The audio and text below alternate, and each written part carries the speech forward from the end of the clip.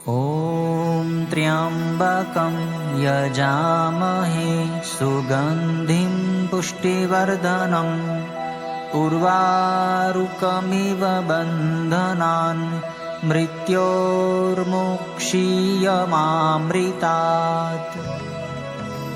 કરોડો બ્રહ્માંડોના નાયક આશુતોષ મહાદેવના દિવ્ય ચરિત્રોનું દિગ્દર્શન કરાવતી પવિત્ર કથા એટલે શિવમહાપુરાણની સત્સંગ ભક્તિ સરિતા। સમસ્ત બ્રહ્માંડોમાં એકમાત્ર વ્યાપ્ત શિવતત્વનું સૂક્ષ્માતિ સૂક્ષ્મ નિરૂપણ કરતું મહર્ષિ વેદવ્યાસ રચિત મહાપુરાણ એટલે શિવમહાપુરાણની સત્સંગ ભક્તિ સરિતા। પૂજ્યપાદ સદગુરુ સ્વામી શ્રી નિર્દોષાનંદ સરસ્વતીજી મહારાજના કૃપાપાત્ર સદશિષ્ય સ્વામી શ્રી ભોલાનંદ સરસ્વતીજી મહારાજના ચરખા મુકામે વિક્રમ સંવત 2081ના ચાતુર્માસ દરમિયાન તેઓશ્રીના શ્રીમુખેથી પ્રવાહિત થયેલી શ્રી શિવમહાપુરાણ સત્સંગ ભક્તિ સરિતા પૂજ્ય શ્રીની અત્યંત સરળ ભાવ ભક્તિપૂર્ણ સુસ્પષ્ટ અને સર્વગ્રાહ્ય સુમધુર વાણી દ્વારા વહેતી આ કથા સરિતા હૃદયમાં પ્રસ્ફુટિત કરે છે અદ્ભુત શિવ ચરણાનુરાગ। શિવોપાસનાનું રહસ્ય પ્રત્યેક કથાની માર્મિક સમજૂતી સાથે અનેક ઐતિહાસિક પ્રસંગોનું સુંદર નિરૂપણ શ્રોતાજનોને મંત્રમુગ્ધ કરે છે। જીવનું શિવ સાથે અનુસંધાન કરાવતી અંતરમાં અનેરો શિવ ભક્તિભાવ જગાડતી અને શિવતત્વ જ્ઞાન વડે મુક્તિનો માર્ગ બતાવતી આ કથાનું રસપાન કરીએ। ચાલો આ શિવમહાપુરાણની સત્સંગ સરિતામાં સ્નાન કરી ધન્યતા અનુભવીએ। પ્રતિદિન સત્સંગ પ્રવચનનું જીવંત પ્રસારણ નિહાળો ગુરુ સાનિધ્ય યુટ્યુબ ચેનલ પર। ઓમ નમો નારાયણાય।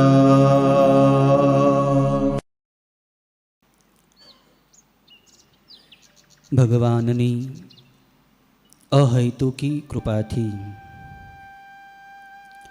અનેક જન્મો પછી જીવને મનુષ્યનું શરીર પ્રાપ્ત થાય છે। માનવ જન્મ ભવસાગર તરવાની નૌકા છે, મોક્ષનો દરવાજો છે, સાધન ભજનનું ધામ છે। પરમાત્માએ 84 લક્ષ યોનિઓમાં મનુષ્યને જ એવી શક્તિ, એવી સમજણ, એવું જ્ઞાન આપ્યું છે કે એ સમજણ વડે, શક્તિ વડે, જ્ઞાન વડે જીવ પોતાનો સંસાર સાથેનો અનિત્ય સંબંધ તોડીને પરમાત્મા સાથેનો નિત્ય સંબંધ ઓળખી શકે, જાણી શકે, પરમાત્માને પામી શકે, ભગવાનનું ભજન કરી શકે। પરંતુ અનેક જન્મોના દરેક કર્મોના સંસ્કારો અંતઃકરણની અંદર પડ્યા છે એટલે મનુષ્ય ભગવાનને ભજવાને બદલે સંસારના ભોગો તરફ આકૃષ્ટ થઈ જાય છે।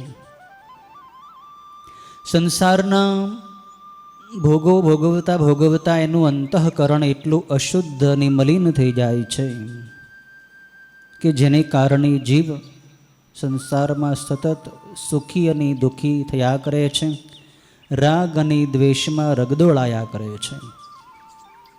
જીવ પોતાની જ ભૂલથી પોતે દુઃખી થાય છે। આ અંતઃકરણની અશુદ્ધિ દૂર કરવા માટેનો ઉપાય સંતોએ અને શાસ્ત્રોએ બતાવ્યો છે કે મનને મળરહિત કરવું હોય, શુદ્ધ કરવું હોય, મનને પવિત્ર કરવું હોય તો શિવની કથા એ સર્વોત્તમ ઉપાય છે। શિવકથા સાંભળતા સાંભળતા ભગવાનની લીલાઓ, ભગવાનનો મહિમા, ભગવાનના દિવ્ય ચરિત્રોનું શ્રવણ કરતાં કરતાં મન શુદ્ધ થાય, મનની અંદરથી વાસનાઓ નિર્મૂળ થાય, મન પવિત્ર થાય, મનની અંદર ભગવાનનો પ્રેમ જાગૃત થાય, ભોગોના સંસ્કારો નષ્ટ થાય છે। શિવકથા ચિત્તની શુદ્ધિ કરવાવાળી છે।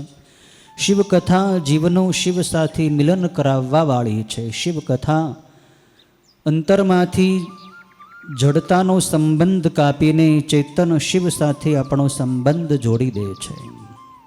શિવકથાનો મહિમા અપરંપાર છે। આપણે ચાતુર્માસ દરમિયાન શિવ મહાપુરાણની કથાની ભક્તિ સરિતામાં સ્નાન કરી રહ્યા છીએ ત્યારે આ પ્રવાહમાં આગળ વધતા વધતા શિવપુરાણની બીજી સંહિતા એટલે રુદ્ર સંહિતાની કથા કરી રહ્યા છીએ. રુદ્ર સંહિતા શિવ મહાપુરાણની સૌથી મોટી સંહિતા છે. એમાં 4 અલગ અલગ ખંડ છે. પહેલો ખંડ સૃષ્ટિ ઉપાખ્યાન નામનો ખંડ, જેની કથા આપણે સાંભળી લીધી. હાલમાં બીજો ખંડ જે છે રુદ્ર સંહિતાનો એ છે સતી ખંડ, જેમાં દક્ષપુત્રીમાં ભગવતી સતીની અનેક લીલાઓનું વર્ણન સૂતજી કરી રહ્યા છે.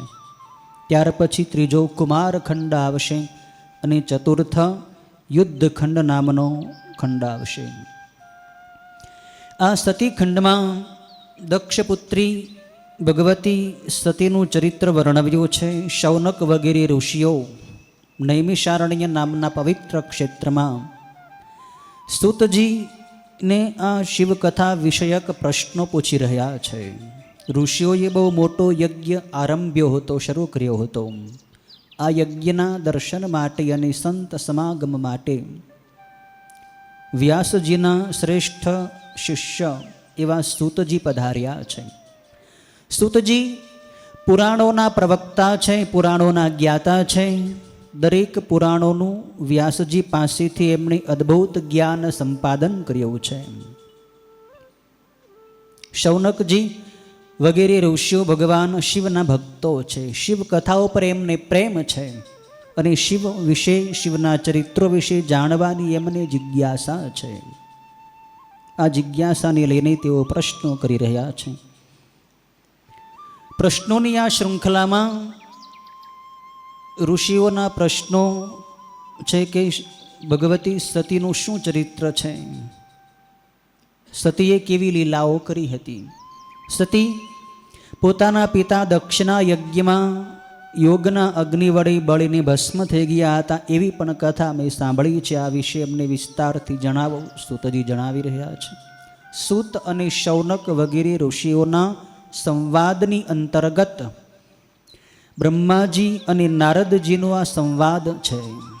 સૂતજી આ કથા શૌનકજીને સંભળાવે છે અને બ્રહ્માજી આ કથા નારદજીને સંભળાવે છે. પૂર્વે આપણે જોઈ ગયા, નારદજીએ પણ આ જ પ્રશ્નો બ્રહ્માજીને પૂછ્યા હતા બ્રહ્મલોકમાં. 22 અધ્યાય સુધીની કથા આપણે પૂર્ણ કરી છે, જેમાં આપણે રવિવારે જોયું કે ભગવતી સતીનો વિવાહ કેવી રીતે થયો. દક્ષને ઘરે માં સતી પુત્રી તરીકે અવતીર્ણ થયા. બ્રહ્માજીની ખાસ ઈચ્છા હતી. બ્રહ્માજીને કામદેવનો ક્લેશ થયો, વાસના થઈ, એટલે ભગવાન શિવે બ્રહ્માને તિરસ્કાર્યા. એટલે બ્રહ્માજીને ખોટું લાગ્યું, માઠું લાગ્યું અને શિવ ઉપર ઈર્ષા થઈ કે મને જેમ સ્ત્રી ઉપર મોહ થયો એમ શિવને પણ સ્ત્રી ઉપર મોહ થવો જોઈએ. આનું નામ ઈર્ષા છે.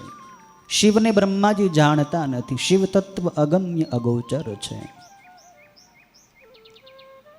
જીવ જ્યારે માયાથી લેપાય છે ત્યારે એ અજ્ઞાનથી મોહિત થઈને ભગવાનથી વિમુખ થાય છે અને પોતાના દોષોને કારણે પોતે જ દુઃખી થાય છે. બ્રહ્માજીએ જો એવું વિચાર્યું હોત કે ભગવાન શિવે તો સારું કર્યું કે અમને સંધ્યા નામની પુત્રી ઉપર જે મોહ થયો હતો એમાંથી અમને પાછા વાળ્યા, અમને પાપથી બચાવ્યા. ભગવાન શિવની અદ્ભુત કૃપાથી નહીંતર મેં પાપ કરી બેસીત. પણ આવો ભાવ થવાને બદલે જેણે બ્રહ્માજીને અટકાવ્યા હતા, પાપથી બચાવ્યા હતા, એ જ શિવ ઉપર એને ઈર્ષા થઈ અને શિવની પાસે કામદેવને મોકલ્યો. પણ કામદેવની શું તાકાત કે શિવને મોહિત કરી શકે? ન કરી શક્યો. બ્રહ્માજીને પછી થયું કે શિવ વિવાહ કરે એના માટે મારે શું કરવું? એટલે વિષ્ણુ ભગવાનને યાદ કર્યા. વિષ્ણુ ભગવાન આવ્યા અને બ્રહ્માજી એમને બધું પૂછ્યું કે શિવ વિવાહ કરે, શિવ સ્ત્રીને સ્વીકારે, એના માટે હું શું કરું? ભગવાન વિષ્ણુ કહે આ કામ અત્યંત કઠિન છે, કેમ કે શિવ વિરક્ત છે, શિવ ત્યાગી છે. શિવ તો નિરંજન, નિર્વિકાર, નિર્લેપ, નિરાકાર છે. શિવને માયાનો સ્પર્શ નથી. એટલે જો તમારી ભક્તિભાવથી તમને ઈચ્છા હોય કે ભગવાન શિવ લીલા કરે, શિવ અનેકો અસુરોનો સંહાર કરે અને એના માટે શિવ કોઈ સ્ત્રીનો પત્ની તરીકે સ્વીકાર કરે, તો ભગવતી શિવાદેવીનું જ તમે આરાધન કરો, શિવાદેવી પ્રસન્ન થાય તો ભગવાન શિવ એને ભાર્યા તરીકે, પત્ની તરીકે સ્વીકારે. બાકી શિવા વિના, સતી ભગવતી વિના શિવ કોઈ પણ સામાન્ય સ્ત્રીને સ્વીકારશે નહીં. તમે શિવાદેવીનું સ્મરણ કરો. બ્રહ્માજીએ શિવાદેવીનું સ્મરણ કર્યું, શિવાદેવી પ્રસન્ન થયા અને બ્રહ્માજીને વરદાન આપ્યું, ભલે હું તમારા જ પુત્ર દક્ષ પ્રજાપતિને ઘરે અવતીર્ણ થઈશ. એ રીતે માં ભગવતી દક્ષ પ્રજાપતિની ઘરે અવતર્યા છે. બાલ્યાવસ્થામાં લીલાઓ કરી છે, નંદા વ્રત કર્યું છે, તપ કરી રહ્યા છે શિવને પ્રાપ્ત કરવા માટે. ત્યારે બ્રહ્મા, વિષ્ણુ વગેરે દેવતાઓ ભગવાન શિવની પાસે ગયા છે કે પ્રભુ, આપના જ માટે શિવાદેવી તપ કરી રહ્યા છે, આપ એનો પત્ની તરીકે સ્વીકાર કરો. મહાદેવી કહ્યું કે ભલે તમારી ભાવના છે એટલે હું શિવાદેવીનો સ્વીકાર તો કરીશ, પણ હું તો નિર્વિકાર છું. સ્ત્રી જ્યારે સંગમાં આવે ત્યારે પુરુષની માયા વળગે છે. સ્ત્રીના સંગથી પુરુષ અનેક બંધનોમાં બંધાય છે, એનું ધ્યાન છૂટે છે, જ્ઞાન છૂટે છે, ત્યાગ અને વૈરાગ્ય ઢીલો પડે છે. માટે સાધક પુરુષે સ્ત્રીથી દૂર રહેવું, સાધક સ્ત્રીએ પુરુષથી દૂર રહેવું.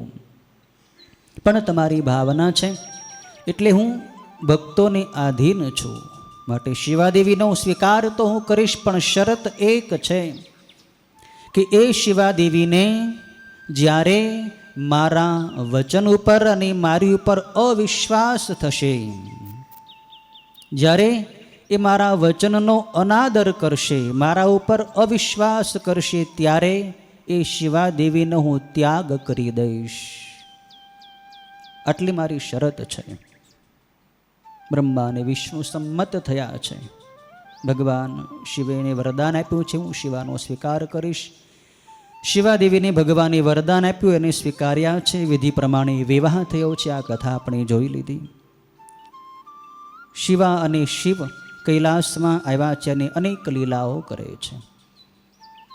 ત્યાર પછી એકવાર માં ભગવતીએ ભગવાન શિવની સમક્ષ પરમ તત્વ વિશે પ્રશ્ન પૂછ્યો છે. હે મહાદેવ, આપે મારા ઉપર ખૂબ કૃપા કરી છે કે મને આપની અર્ધાંગના બનાવી છે. આપે મને આનંદ પમાડ્યો છે, પણ હવે મારું મન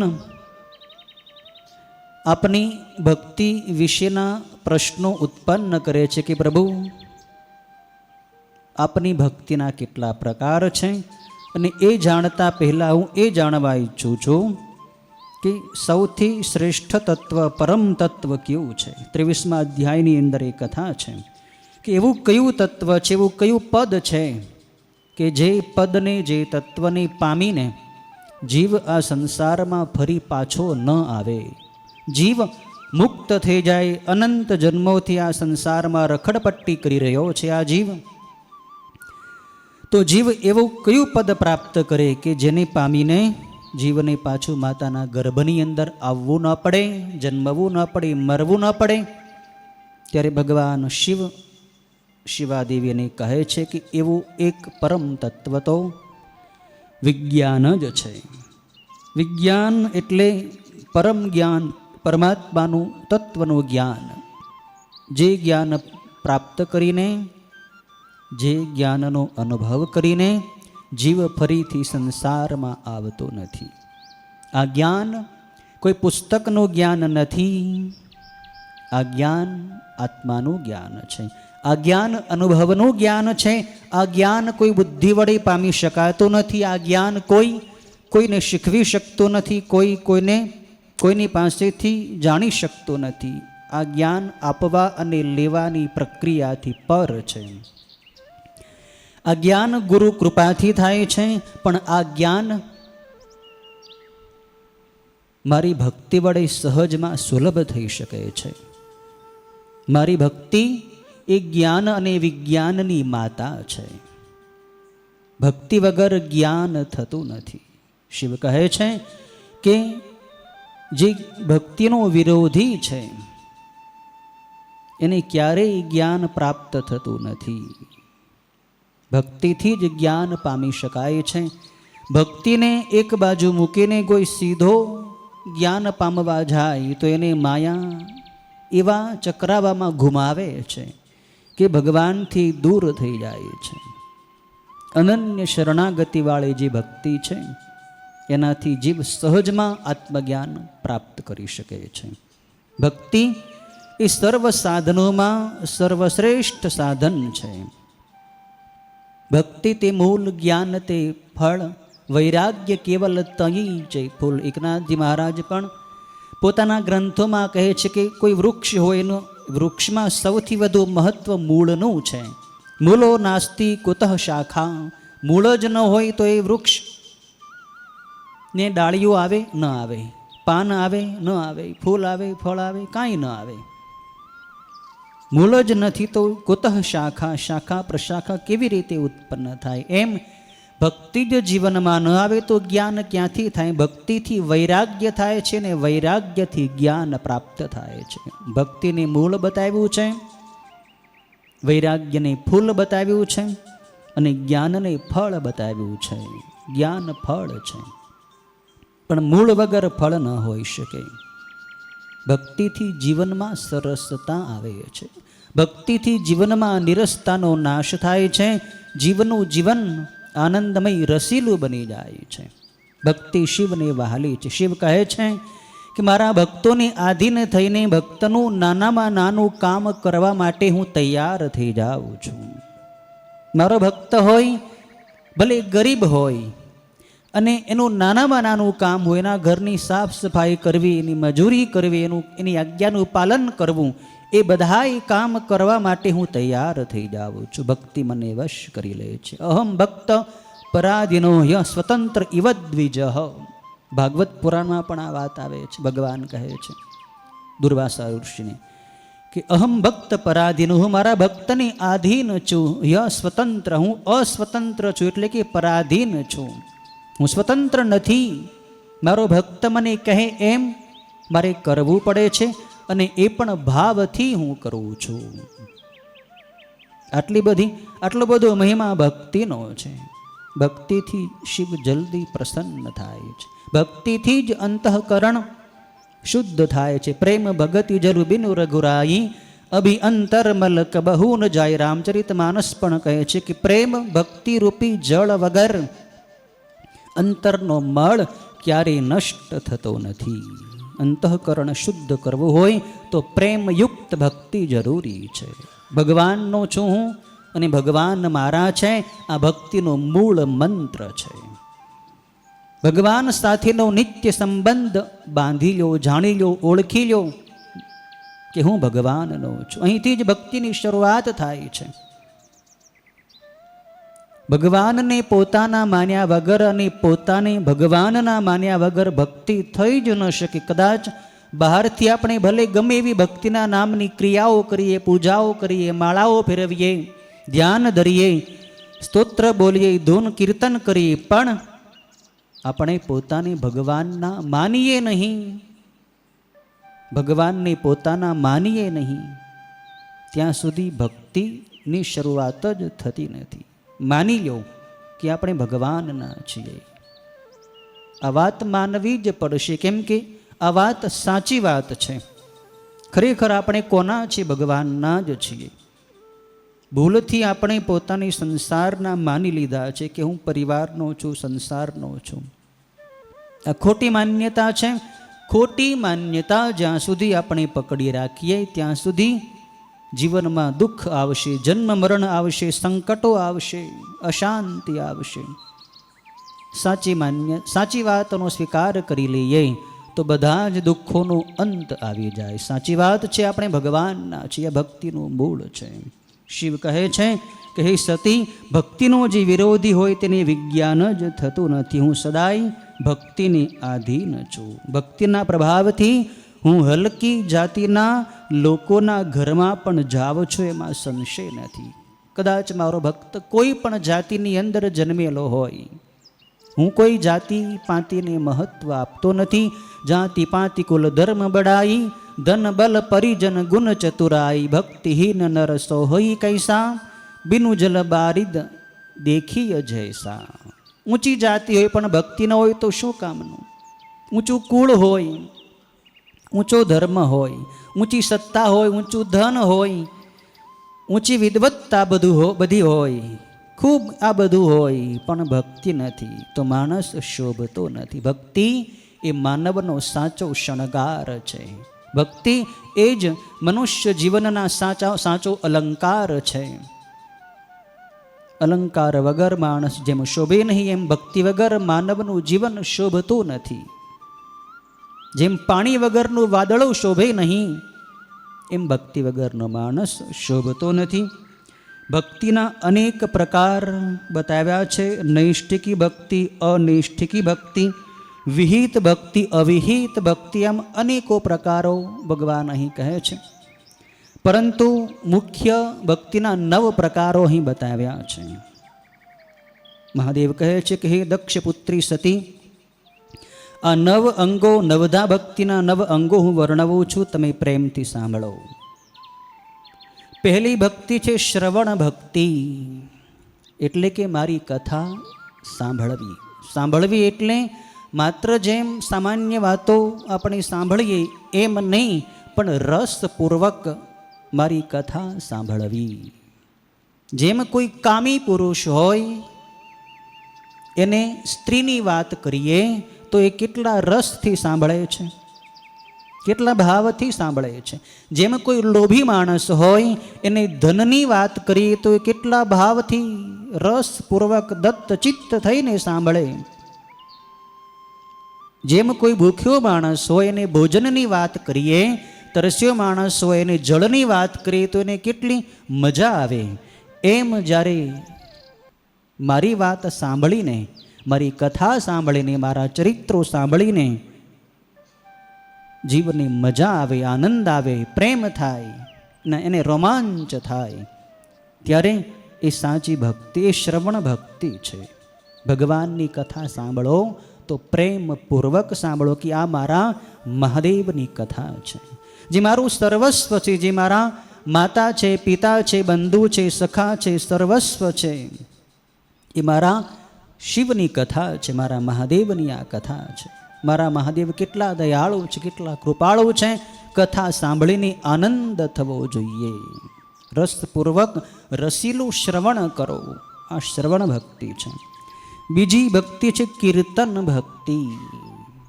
ભગવાન કહે છે કે પ્રેમથી, ભાવથી મારા કીર્તનો બોલવા, મારા નામનું રસીલું સ્તવન કરવું, મારા સ્તોત્રો બોલવા, મારી ધૂન બોલવી, એ મારી એક ઉત્તમ પ્રકારની ભક્તિ છે. ગીતા પણ કહે છે સતતમ કીર્તયંતો મામ યતંતશ્ચ દ્રઢવ્રતા નમસ્યંતશ્ચ મામ ભક્ત્યા નિત્ય યુક્તા ઉપાસતે. જે સતત મારું કીર્તન કરે, મને નમસ્કાર કરે, મને વંદન કરે, ભક્તિપૂર્વક મારી કથા કહે, મારી કથા સાંભળે, એવા ભક્તને હું એવો બુદ્ધિયોગ આપું છું. દદામી બુદ્ધિયોગમ તમ યેન મામુપયાન્તિ તે. એની બુદ્ધિને હું એવી નિર્મળ બનાવી દઉં છું કે એના વડે એને આત્મજ્ઞાન પ્રાપ્ત થઈ જાય છે. હું જેવો છું એવો મૂળ સ્વરૂપે એ મને જાણી શકે છે. કીર્તન કરતાં કરતાં ભગવાનનું જ્ઞાન થઈ જાય, આત્માનું જ્ઞાન થઈ જાય, અજ્ઞાનનો અંધકાર હટી જાય, જ્ઞાનનો પ્રકાશ જીવના અંદરની અંદર ફેલાઈ જાય. આટલું મોટું ફળ કીર્તન ભક્તિનું છે. કીર્તન કોઈ સામાન્ય ભક્તિ નથી. કીર્તન કરતાં કરતાં અનેકો ભક્તો, જેમ બંગાળની અંદર જો ચૈતન્ય મહાપ્રભુએ કીર્તન ભક્તિ વડે આખા બંગાળ પ્રાંતને ભક્તિની ગંગામાં ઓતપ્રોત કરી દીધો, અનેકો પાપીઓનો ઉદ્ધાર કરી દીધો. કીર્તન કરતાં કરતાં એ દેહભાન જગતભાન ભૂલી જતા. એને ખબર ન રહેતી કે હું કઈ દિશામાં જઈ રહ્યો છું, હું કોણ છું, બધું ભૂલી જતા. કીર્તન કરતા કરતા આંખમાંથી અશ્રુનો પ્રવાહ વહેવા માંડે, કંઠ ગદગદ થઈ જાય, ભગવાનનો વિરહ અસહ્ય થઈ જાય. એવા ભાવથી કીર્તન બોલો. રોજ થોડું કીર્તન કરો, રોજ થોડી ધૂન બોલો. એકલા બોલો, સમૂહમાં બોલો, પણ ધૂન જરૂર બોલો. ધૂન કીર્તનનો ધ્વનિ જેટલા ક્ષેત્રની અંદર ફેલાશે, જેટલા વાયુમંડળની અંદર ફેલાશે, વાયુમંડળ પવિત્ર થઈ જશે. જે ઘરની અંદર ભગવાન શિવની ધૂન બોલાય છે, ઘર ભગવાનનું મંદિર બની જાય છે. જે મુખેથી ભગવાન શિવની ધૂન બોલાય એ મુખ પવિત્ર તીર્થ થઈ જાય છે. તન મુખમ પાવનમ તીર્થમ શિવપુરાણ કહે છે. શિવ ધૂનથી વાણી પવિત્ર થાય, મન પવિત્ર થાય, કાન પવિત્ર થાય, સ્થાન પવિત્ર થાય, સાંભળવા વાળા લોકો પણ પવિત્ર થાય છે. શિવનું નામ પવિત્ર કરવા વાળો છે. શિવ ધૂન બોલતા બોલતા ભગવાનની પાસે પોતાના અપરાધોની ક્ષમા માગવી જોઈએ. પ્રભુ મને ક્ષમા કરો. આજ સુધી મેં આપનું કીર્તન કર્યું નહીં, આપનું ધ્યાન કર્યું નહીં, આપની પૂજા કરી નહીં, આપનો યોગ કર્યો નહીં, આપના જપ કર્યા નહીં, કંઈ તપ કર્યો નહીં. મહાદેવ મને ક્ષમા કરો. આજ સુધીનો મારો સમય વ્યર્થ ગયો. હવે આપ એવી કૃપા કરો, મારું ચિત્ત આપની અંદર ચોંટી જાય. મારા મનરૂપી પક્ષીને આપના ચરણ કમલરૂપી પાંજરાની અંદર એવું પૂરી દો કે એ આપના ચરણના ચિંતન સિવાય બીજે ક્યાંય જાય નહીં. આ ચિત્ત આપનું જ ચિંતન કરે, આ મન આપનું જ મનન કરે, આ વાણી આપનું જ વર્ણન કરે, આ હાથ આપની જ પૂજા કરે, આ પગ આપના જ ક્ષેત્રની પરિક્રમા કરે. મારા સર્વ અંગો, મારી સર્વ ઇન્દ્રિયો આપની ભક્તિની અંદર ઓતપ્રોત થઈ જાય. યસ્વિન્દ્રિયાણી સર્વાણી વર્તન્તે શિવ કર્મસુ સ નિસ્તરતી સંસારો ભુક્તિમ મુક્તિમ ચ વિંદતી. સ્કંદ પુરાણની અંદર સુદજી કહે છે કે જેની સર્વ ઇન્દ્રિયો ભગવાન શિવની ક્રિયામાં, શિવની ભક્તિમાં લાગી જાય છે, એને ભોગ પણ મળી જાય છે, મોક્ષ પણ મળી જાય છે. આટલો બધો પ્રભાવ છે. દરેક ઇન્દ્રિયોને પરમાત્માની સાથે પરણાવી દો. એના લગ્ન શિવની સાથે કરી દો. આંખના, કાનના, નાકના, ત્વચાના 5 જ્ઞાનેન્દ્રિયો, 5 કર્મેન્દ્રિયો, બધાનો યોગ શિવની સાથે કરી દો. કીર્તન ભક્તિ આપણો સંબંધ પરમાત્માની સાથે કરાવી દે છે. રોજ થોડું કીર્તન ભાવથી, પ્રેમથી કરો. સાંબ સદા શિવ, સાંબ સદા શિવ, સાંબ સદા શિવ હર શંભો.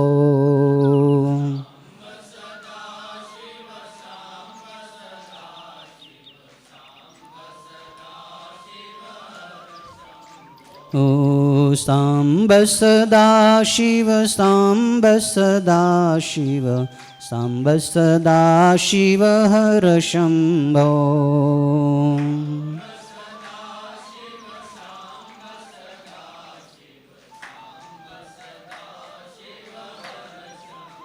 ઓ હે મૃત્યુંજય, હે મૃત્યુંજય, હે મૃત્યુંજય હર શંભો.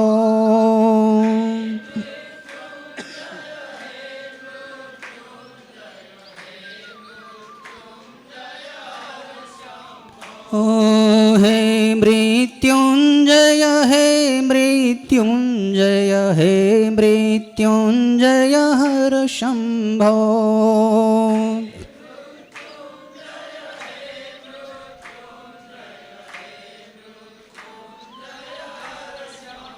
ઓ સાંબ સદા શિવ, સાંબ સદા શિવ, સાંબ સદા શિવ હર શંભો.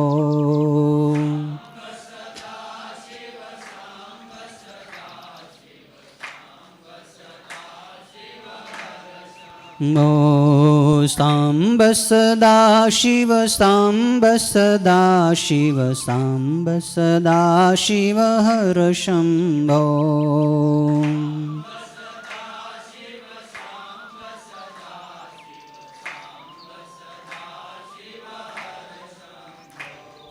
हे गिरिजावर हे गिरिजावर हे गिरिजावर हर शंभो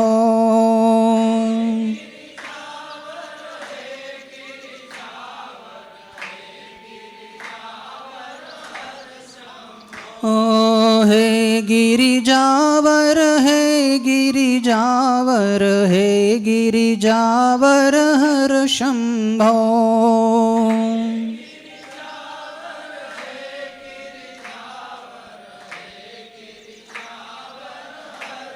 ओ सांब सदा शिव सांब सदा शिव सांब सदा शिव हर शंभो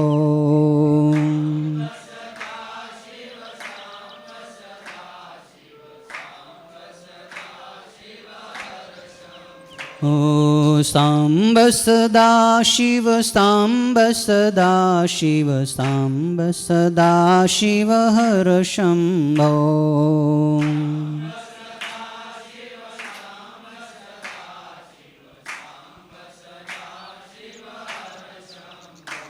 ओ हे गंगाधर हे गंगाधर हे गंगाधर हर शंभो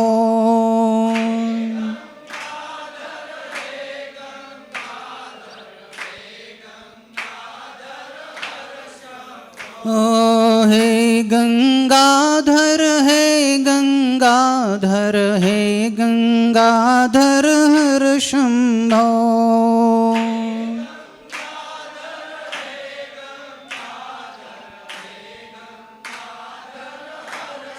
ओ सांब सदा शिव सांब सदा शिव सांब सदा शिव हर शंभो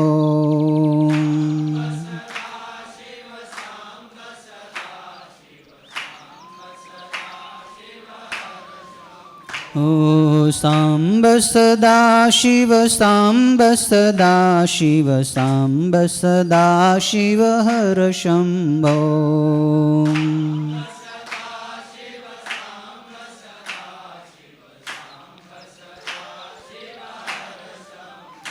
ओ हे शूलपाणी हे शूलपाणी हे शूलपाणी हर शंभो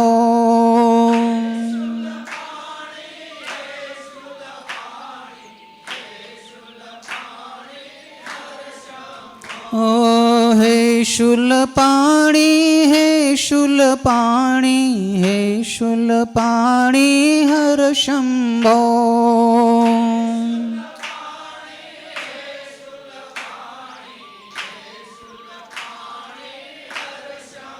ओ सांब सदा शिव सांब सदा शिव सांब सदा शिव हर शंभो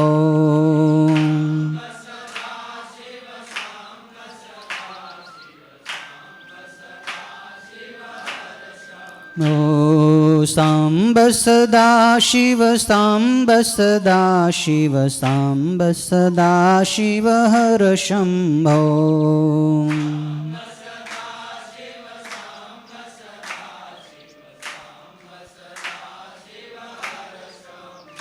ओ पार्वती शंकर पार्वती शंकर पार्वती शंकर हर शंभो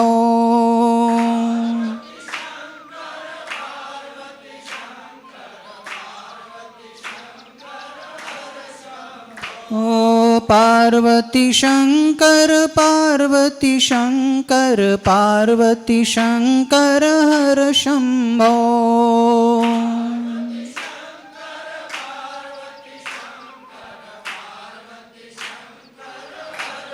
ओ सांब सदा शिव सांब सदा शिव सांब सदा शिव हर शंभो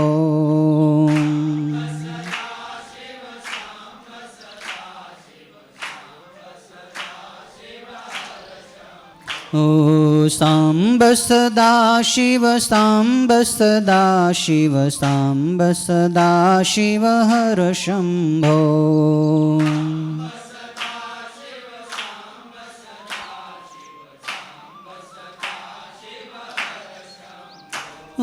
हे शान्तीश्वर हे शान्तीश्वर हे शान्तीश्वर हर शम्भो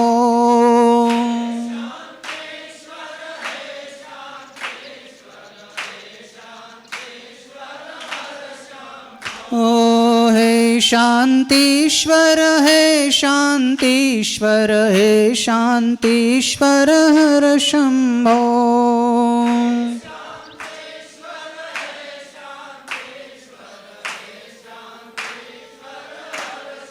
नो साम्ब सदा शिव साम्ब सदा शिव साम्ब सदा शिव हर शम्भो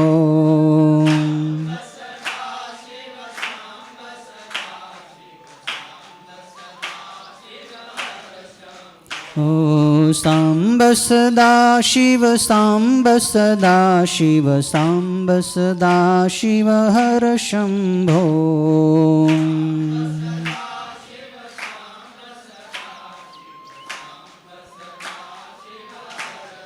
ॐ नमः पार्वतीपतये हर हर महादेव हर શિવ કીર્તન હૃદયને ચોખ્ખું નિર્મળ કરી નાખે છે. એ શુદ્ધ અંતઃકરણમાં, એ શુદ્ધ હૃદયમાં આત્માનો પ્રકાશ પ્રકાશિત થઈ જાય છે. જીવને પોતાનું સ્વરૂપ પોતાના આત્માની અંદર જ પ્રતીત થવા લાગે છે. કીર્તન ભક્તિનું ફળ છે જ્ઞાનરૂપી સૂર્યનો ઉદય.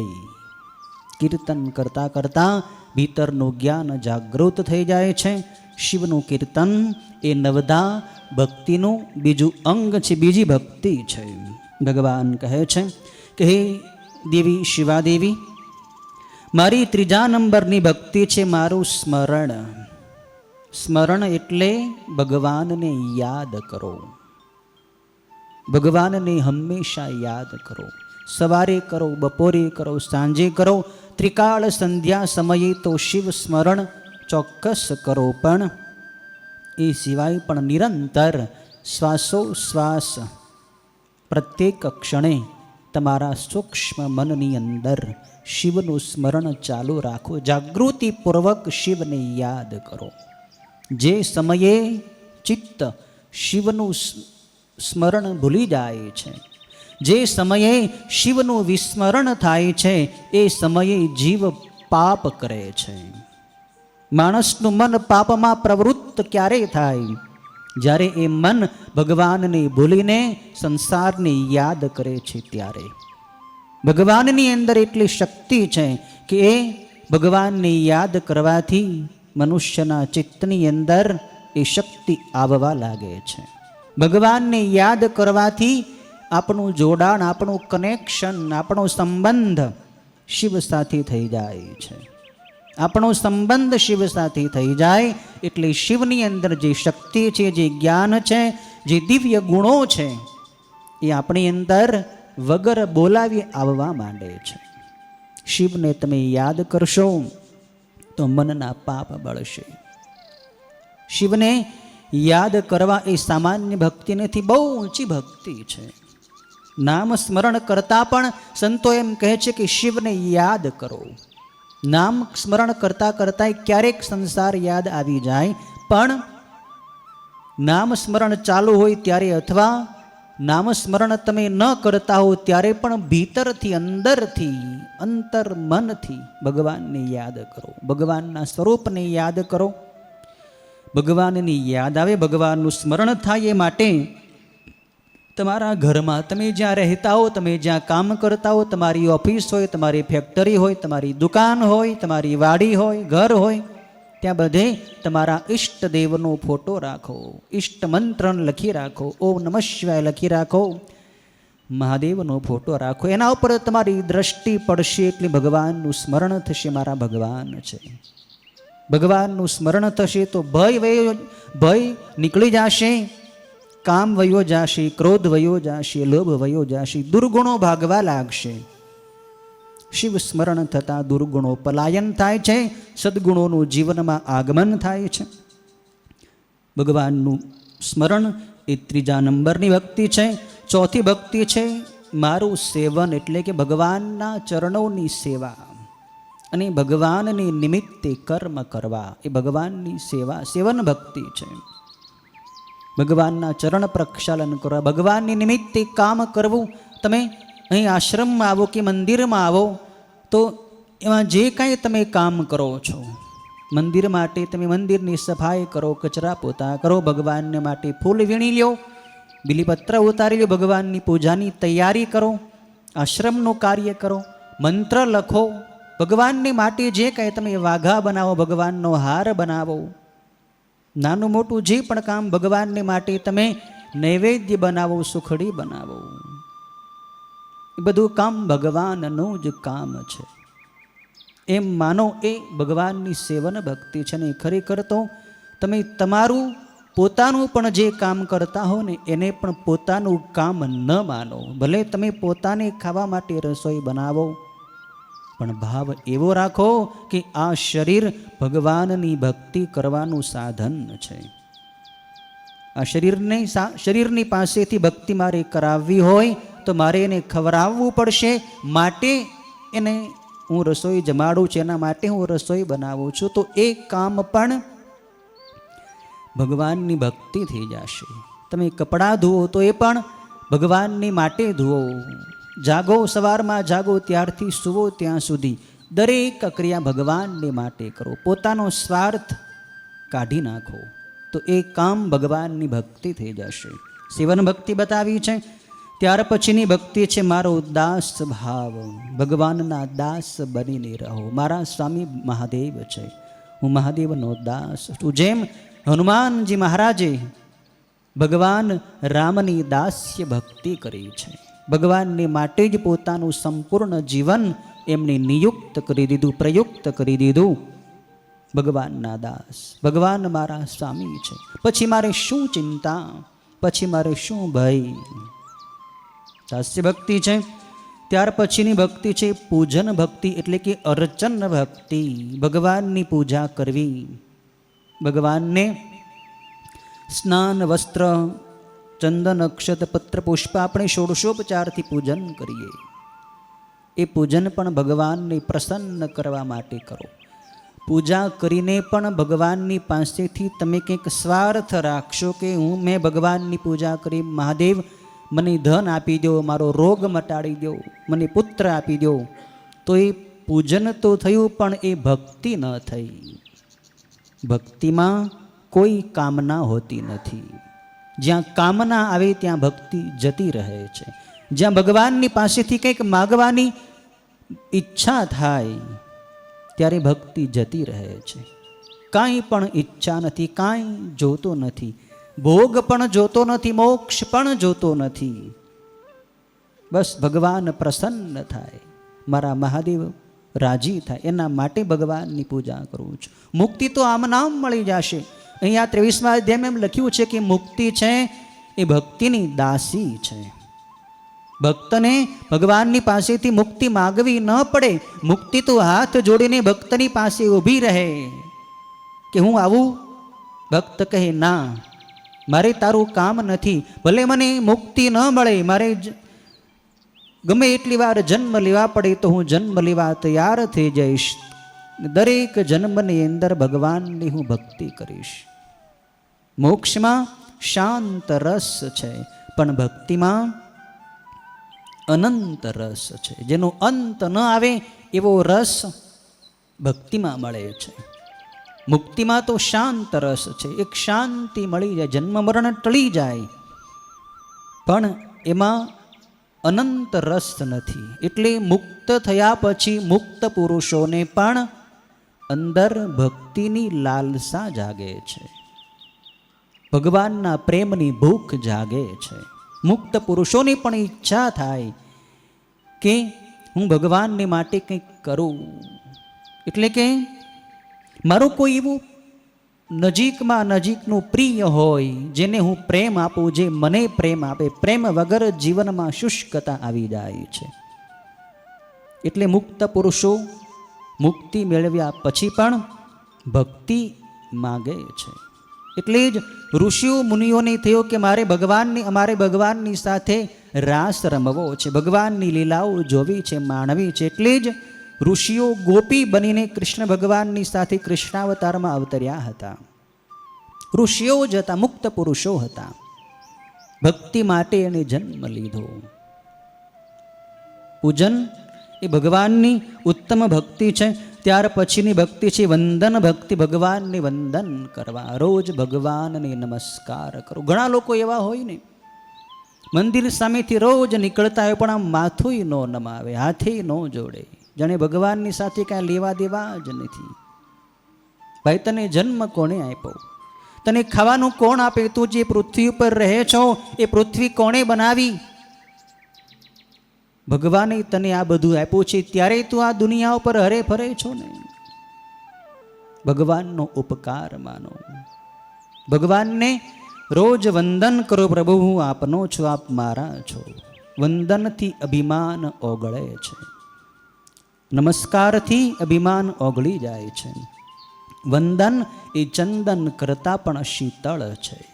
હૃદયમાં રાગ દ્વેષનો અગ્નિ જાગ્યો હોય એ વખતે ભગવાનના મંદિરમાં જઈ વંદન કરો, ભગવાનને નમસ્કાર કરો, પ્રાર્થના કરો, પ્રભુ મને શાંતિ આપો, મને આપની ભક્તિ આપો. તમારા હૃદયની અંદર શીતળતા આવી જશે. વંદન જે નમે એ બધાયને ગમે છે. જે નમી જાય, જે નમી પડે, એને મોટા મોટા પુરુષો પણ એની પાસે આવે છે. બધાને વંદન કરવાની ટેવ પાડો. દરેકની અંદર શિવનો વાસ છે. પ્રત્યેક જીવ પ્રાણી માત્ર શિવ અને શક્તિના જ અંશ છે. એમ માનીને બધાને વંદન કરો. ભલે તમે મોટા હો, તમને નાના માણસોને વંદન કરવામાં કદાચ સંકોચ થતો હોય તો મનથી પણ વંદન કરો. તમે માતા પિતા છો પણ પુત્રને પણ ભગવાનનો અંશ માનીને એને પણ મનોમન વંદન કરો. તમે પતિ છો પણ પત્નીમાં પણ ભગવાનનો અંશ માની, એને પણ ભગવાનનું સ્વરૂપ માની એને પણ મનોમન વંદન કરો. કેમ કે એ વંદન કોઈ શરીરને નથી, એ વંદન આત્મા રૂપી શિવને વંદન છે. દરેકનો આત્મા તો સરખો જ છે. આત્મા ચાહે પત્નીના શરીરમાં હોય, ચાહે પતિના શરીરમાં, ચાહે પુત્રના શરીરમાં, ચાહે પિતાના શરીરમાં, કોઈના પણ શરીરમાં હોય, આત્મા વંદનીય છે. ચાહે આત્મા સજ્જનના શરીરમાં હોય કે દુર્જનના શરીરમાં, પાપીના શરીરમાં હોય કે પુણ્યાત્માના શરીરમાં, આત્મા પાપી નથી, આત્મા પુણ્યાત્મા નથી, આત્મા સજ્જન કે દુર્જન નથી, આત્મા સ્ત્રી કે પુરુષ નથી, આત્મા નાનો કે મોટો નથી. આત્મા આત્મા છે, આત્મા શિવ છે. શિવને વંદન કરો, દરેકને વંદન કરો. વંદન ભક્તિ છે. ત્યાર પછી 8મી ભક્તિ છે મારી મિત્રતા, ભગવાનની સાથે સખ્ય ભાવ. ઘણા ભક્તોએ ભગવાનને મિત્ર માન્યા છે, એટલે ભગવાને એને પણ સ્વીકાર્યા છે. જેમ કે રામાયણમાં ગુહ રાજાએ ભગવાનની સાથે મિત્રતા કરી, સુગ્રીવે ભગવાનની સાથે મિત્રતા કરી, એનો પણ ઉદ્ધાર થયો. કૃષ્ણ અવતારમાં ગોપ બાળકોએ ભગવાનની સાથે મિત્રતા કરી, એનું કલ્યાણ થયું છે. ભગવાનની સાથે કોઈ પણ પ્રકારનો સંબંધ તમે જોડશો, એ સંબંધ કલ્યાણ કરવા વાળો થશે. કોઈ પણ નાતે ભગવાનની સાથે સંબંધ જોડો. અંતિમ ભક્તિ છે અને સર્વશ્રેષ્ઠ ભક્તિ છે આત્મનિવેદન. 9મી ભક્તિ, ભગવાનને સંપૂર્ણપણે પોતાનો આત્મા સમર્પિત કરી દો. ભગવાનની સાથે સમરસ થઈ જાઓ. પોતાનું અસ્તિત્વ જ અલગ ન માનો. પૂર્ણ રીતે ભગવાનને બધું સોંપી દો. ભગવાનને બધી પ્રકારની છૂટ આપી દેવી. આત્મનિવેદન એટલે શું? ભગવાનની શરણાગતિ, સમર્પિત ભાવ. ભગવાનને એમ કહી દો કે પ્રભુ, તમારે મારી સાથે જે કાંઈ કરવું હોય તે કરવાની આપની છૂટ છે. મને દુઃખ આપવું હોય તો દુઃખ આપો, હું એનો સ્વીકાર કરીશ. સુખ આપવું હોય તો સુખ આપો, એનો પણ હું સ્વીકાર કરીશ. જેટલા આદરથી દુઃખનો સ્વીકાર, એટલા જ આદરથી સુખનો સ્વીકાર કરીશ. ચાહે મને નરકમાં નાખો, નરક પણ મને મંજૂર છે. સ્વર્ગમાં મોકલો, સ્વર્ગ પણ મને સ્વીકાર્ય છે. પ્રભુ, આપ મારા માટે જે કંઈ કરશો એ મારા હિતનું જ કરશો.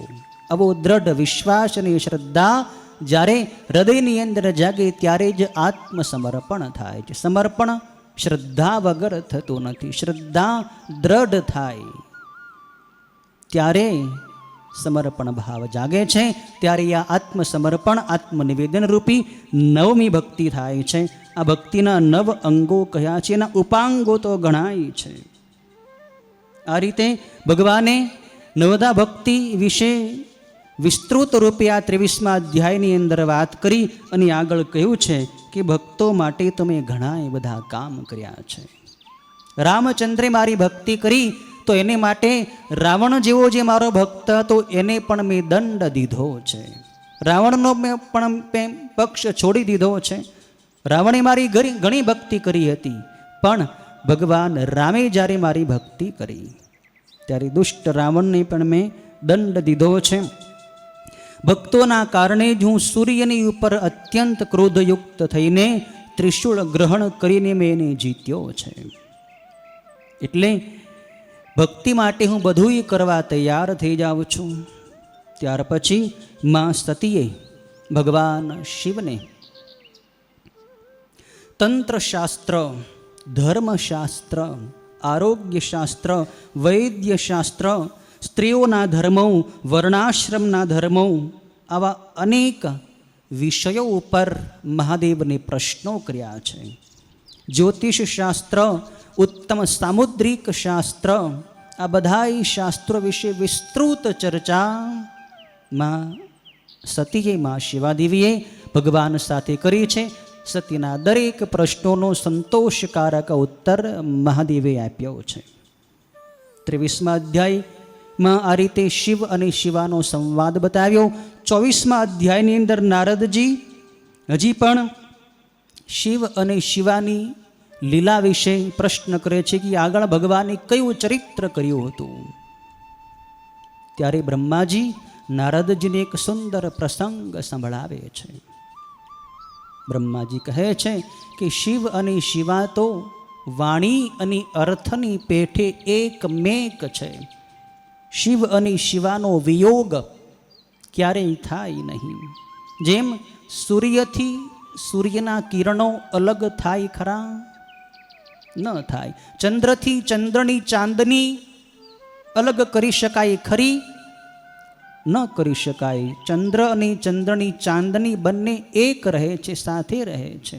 જેમ શબ્દ અને શબ્દનો અર્થ અલગ કરી શકાય ખરો? ન કરી શકાય. શબ્દનો અર્થ હોય એ શબ્દની સાથે જ રહે છે. કોઈ વાક્ય આપણે બોલીએ તો એ વાક્યનો શું અર્થ થાય? એ અર્થ એ વાક્યની સાથે જ રહે છે. એમ વાણી અને વાણીના અર્થની પેઠે શિવ અને શિવા બંને એક સાથે રહે છે. એનો વિયોગ કદી સંભવ નથી. પણ છતાં ભગવાન ક્યારેક એવી લીલા કરે કે જેથી કરીને લોકોને એમ લાગે કે શિવે શિવાને ત્યજી દીધા, શિવે શિવાનો ત્યાગ કર્યો. પણ વસ્તુતઃ આ ભગવાનની લીલા હોય છે. જગતમાં આદર્શ સ્થાપિત કરવા માટે ભગવાન ક્યારેક આવી લીલા કરે છે. એવી એક લીલા હું વર્ણવું છું કે ભગવાન મહાદેવ અને માં શિવાદેવી એકવાર પૃથ્વી ઉપર પર્યટન કરતાં કરતાં દંડકારણ્યની અંદર જઈ રહ્યા હતા. દંડક નામનું વન, જ્યાં ભગવાન રામચંદ્ર સીતા અને લક્ષ્મણજીની સાથે 14 વર્ષના વનવાસ માટે આવ્યા હતા. જ્યાં રાવણે માં સીતાજીનું અપહરણ કરીને એને લંકામાં અશોક વાટિકામાં લઈ ગયો હતો. ભગવાન રામ પોતાના અનુજ લક્ષ્મણજીની સાથે સીતાજીની શોધ કરતા હતા. સીતાના વિયોગમાં વ્યાકુળ હતા, રડતા હતા. હા સીતે, હે સીતે, તમે ક્યાં છો? તમે ક્યાં જતા રહ્યા? ભગવાન રામ વિલાપ કરતા કરતા વૃક્ષોને પણ પૂછે છે કે હે વૃક્ષો, હે વનના વૃક્ષો, ફળ અને ફૂલો, તમને કંઈક ખબર હશે કે સીતા ક્યાં છે? સીતાને કોણ લઈ ગયું છે? મને સીતાનો સંદેશ સંભળાવો. આ રીતે ભગવાન રામ સીતાના વિયોગમાં રડી રહ્યા હતા, વ્યાકુળ હતા. એ જ દંડકારણ્યમાંથી ભગવાન શિવ અને શિવાદેવી નંદી ઉપર બેસીને પસાર થાય છે. ભગવાન શિવની દ્રષ્ટિ જ્યાં રામચંદ્ર ઉપર પડી ત્યાં મહાદેવે નંદી ઉપરથી નીચે ઉતરી 2 હાથ જોડીને રામચંદ્ર ભગવાનને વંદન કર્યા છે. મહાદેવે રામને વંદન કર્યા. આ દ્રશ્ય જોઈને માં શિવાદેવીની અંદર એના મનમાં એક શંકા થઈ કે જગતમાં સર્વ માટે વંદનીય તો એક શિવ જ છે. મોટામાં મોટા દેવ તો મારા પતિ એક મહાદેવ જ છે. બધાય દેવીઓ, બધી દેવીઓ, બધા દેવતાઓ, જગતના સર્વ જીવો, સચરાચર જગતના સ્થાવર જંગમ જગતના બધાય જીવો શિવને વંદન કરે છે. પણ શિવને કંઈ કોઈને નમસ્કાર કરવાના હોતા નથી. છતાં મારા પતિદેવે આ વનવાસી જે 2 પુરુષો છે એમાં જે મોટા પુરુષ છે, જે શ્યામ વર્ણના છે, એને શા માટે વંદન કર્યા? શ્યા છે કોણ? આ જે 2 ભાઈઓ છે, એકનો વર્ણ, એકનો શરીરનો રંગ સફેદ છે, એકનો શ્યામ છે, શ્યામ રંગના છે, મોટા દેખાય છે. આ છે કોણ? અને મારા પતિદેવે આને વંદન શા માટે કર્યા? સતીના મનમાં પ્રશ્ન પ્રસ્ફુટિત થયો છે. ભગવાનને પ્રશ્ન પૂછી લીધો, મહાદેવ, મને મનમાં શંકા છે કે આપે આ વનવાસી પુરુષને શા માટે વંદન કર્યા? કોણ છે? આપ તો જગત માટે વંદનીય છો અને બધાને પૂજનીય છો. તમે બધાના સ્વામી છો. આખું જગત આપનું સેવક છે. તો સ્વામી સેવકને વંદન કરે એ થોડું બરાબર કહેવાય. સ્વામીનો સેવકને નમસ્કાર એ યોગ્ય નથી. મને શંકા છે. ત્યારે મહાદેવ સતીદેવીને કહે છે, હર્ષ પામીને કહે, સતીદેવી, મેં વરદાનના પ્રભાવથી જ આ વનવાસી પુરુષ તમને જે લાગે છે ને, એને વરદાનના પ્રભાવથી મેં વંદન કર્યા છે. તમને એમ લાગે છે કે આ વનવાસી છે, પણ એ કોઈ સામાન્ય પુરુષ નથી. એ તો સૂર્યવંશની અંદર જન્મેલા દશરથ નંદન અને ભગવાન વિષ્ણુના અવતાર એવા રામચંદ્ર છે. એ મને અત્યંત વહાલા છે. એને મેં વરદાન આપેલું છે. એ મારા માટે વંદનીય છે. હું અને રામ બંને અલગ નથી. હું અને વિષ્ણુ બંને અલગ નથી. વિષ્ણુ જ અત્યારે દુષ્ટોને દંડ દેવા, સૃષ્ટિ ઉપરથી પાપીઓનો ભાર ઉતારવા માટે રામ રૂપે અવતીર્ણ થયા છે. આ વિષ્ણુ છે. તમને કદાચ શંકા થતી હશે, ભગવાને આ રીતે શિવાદેવીને વાત કરી, પણ શિવાદેવીને મનમાં હજી સંશય હતો કે જો વિષ્ણુનો અવતાર હોય, રામ એ વિષ્ણુના અવતાર હોય, વિષ્ણુનો અંશ હોય, તો છતાં એ સ્ત્રીની માટે આટલા બધા વ્યાકુળ થોડા થાય. કોઈ સામાન્ય કામી પુરુષ હોય એ જ પોતાની પત્ની માટે રડે. જો વિષ્ણુનો અવતાર છે તો સ્ત્રી માટે શું કામ રડે છે? એની અંદર તો પૂર્ણ જ્ઞાન હોવું જોઈએ, એની અંદર પૂર્ણ વૈરાગ્ય હોવો જોઈએ. સ્ત્રીનો સંયોગ કે વિયોગ થાય તો એના ઉપર એની શું અસર થાય? કાંઈ અસર ન થાય. સતીના મનમાં શંકા છે. ભગવાન મહાદેવ જાણી ગયા. મહાદેવને થયું કે અત્યારે હવે શિવાને મારા વચન ઉપર વિશ્વાસ રહ્યો નથી. પત્નીને પતિના વાક્યની અંદર, વચનની અંદર વિશ્વાસ હોવો જોઈએ. પતિ જે કહે એની અંદર પત્નીને વિશ્વાસ થાય, એમાં સંશય ન રહે, એને એના વચનને સ્વીકારી લે, એના વચનને પાળે, તો ગૃહસ્થાશ્રમમાં સુખ રહે છે. પણ જ્યારે બંનેને એકબીજા ઉપર અવિશ્વાસ થાય, શંકાઓ થાય, ત્યારે પ્રેમ, સ્નેહ, લાગણી ધીમે ધીમે ઘટતી જાય છે. સંબંધોમાં તિરાડ પડે છે અને વિવાદો ઉત્પન્ન થાય છે, ઝઘડાઓ થાય છે. અને પછી સંસાર દુઃખનો દરિયો થઈ જાય છે. પતિ પત્નીએ એક મન બે તન બનીને રહેવું જોઈએ. બંનેના મન એક હોવા જોઈએ. સ્વભાવની અંદર કદાચ અલગ અલગ સ્વભાવ હોય, પણ પત્નીએ પતિના સ્વભાવને સ્વીકારવો જોઈએ, પતિએ પત્નીના સ્વભાવને સ્વીકારવો જોઈએ. તો જ ગૃહસ્થ જીવન સુખેથી ચાલી શકે. શિવાદેવીને સંશય થયો છે. મહાદેવે કહ્યું કે તમને શંકા હોય તો તમે સ્વયં જાઓ અને એ રામની પરીક્ષા કરી જુઓ. હું અહીંયા આ વડલાના ઝાડની નીચે ઊભો છું, તમે જઈ આવો, હું તમારી પ્રતીક્ષા કરીશ. માં સતીએ રામની પરીક્ષા કરવાનો નિર્ણય લીધો છે. હું જાઉં અને જોઉં કે ખરેખર જો રામ હશે, ખરેખર જો એ વિષ્ણુના અવતાર હશે તો મને ઓળખી જશે. હું એની જ પત્ની સીતાનું રૂપ ધરીને, સીતા બનીને હું રામની સામે જાઉં.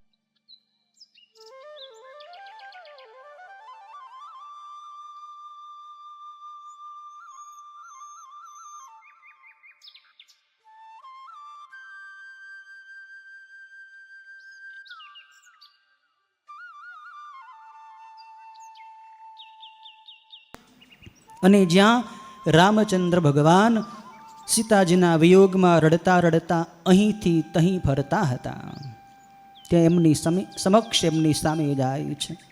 જેવા માં શિવાદેવી સીતાનું રૂપ લઈને રામની સામે આવે છે, ભગવાન રામ એમને ઓળખી જાય છે. સીતાના રૂપમાં આવેલા શિવાદેવીને ભગવાન રામ વંદન કરે છે. વંદન કરીને પ્રશ્ન પૂછે, ભગવતી શિવાદેવી, આપ અહીંયા અને આપ એકલા અહીં શા માટે આવ્યા છો? મારા સ્વામી, મારા નાથ, મારા મહાદેવ ક્યાં રહ્યા છે?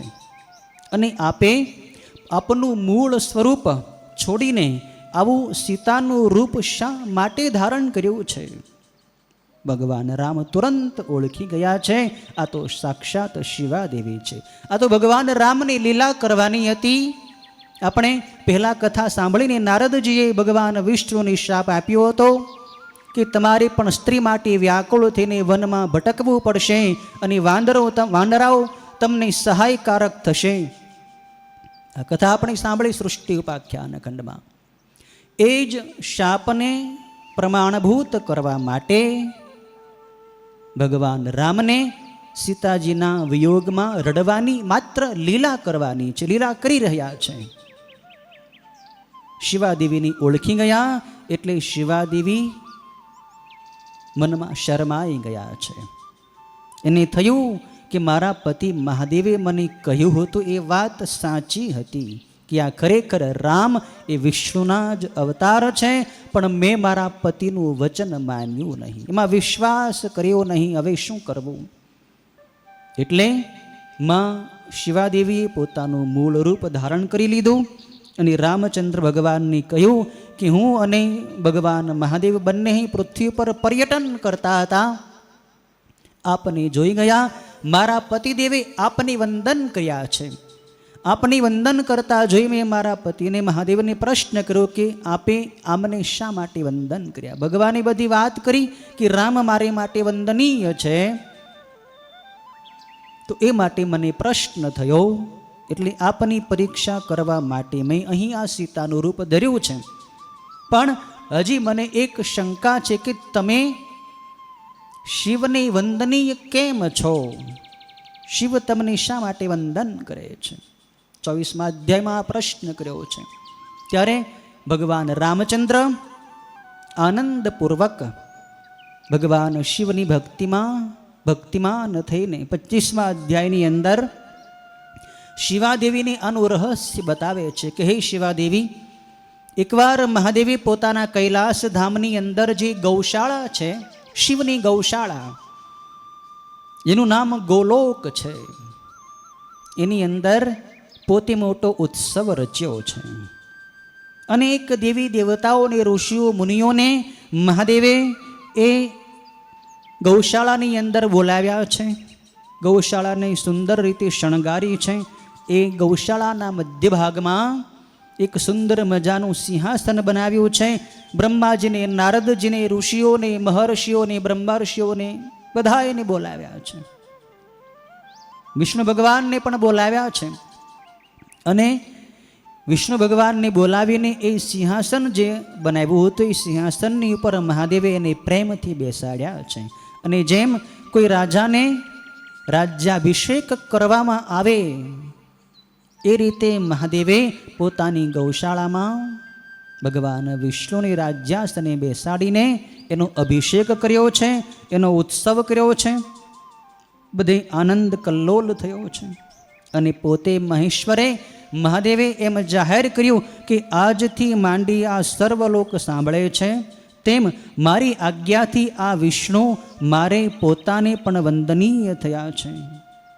માટે સર્વદેવો વગેરેની સાથે તમે આ વિષ્ણુને પ્રણામ કરો અને આ વેદો જેમ મને વર્ણવે છે એ જ પ્રમાણે મારી આજ્ઞાથી આ વિષ્ણુને પણ વર્ણવે. ભગવાન શિવે જાહેર કર્યું કે વિષ્ણુ પણ મારી માટે વંદનીય છે. આગળ એમ કહે છે કે વિષ્ણુ, બ્રહ્મા અને રુદ્ર એ ત્રણેય મારા જ અંશ છે. વિષ્ણુ મારો ડાબો હાથ છે, બ્રહ્માજી જમણો હાથ છે, રુદ્ર મારા હૃદયમાંથી જન્મેલા છે, એ મારું જ સ્વરૂપ છે.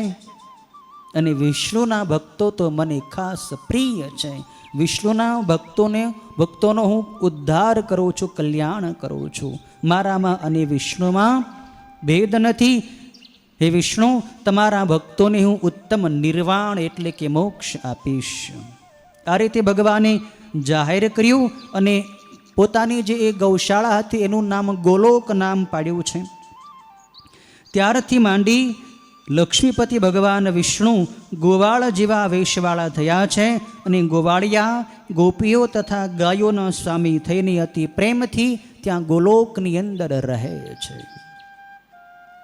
ભગવાન રામ માં શિવાદેવીને કહે છે કે હમણાં એ જ વિષ્ણુ જે ભગવાન શિવની ગૌશાળામાં રહે છે એ જ ભગવાન વિષ્ણુ હું રામ, મારા ભાઈ લક્ષ્મણ, ભરત અને શત્રુઘ્ન એમ અમે ચારેય ભાઈઓ રૂપે આ પૃથ્વી પર અવતર્યા છીએ. અમે ચારેય ભાઈઓ વિષ્ણુના જ અંશ છીએ, એના જ અવતાર છીએ.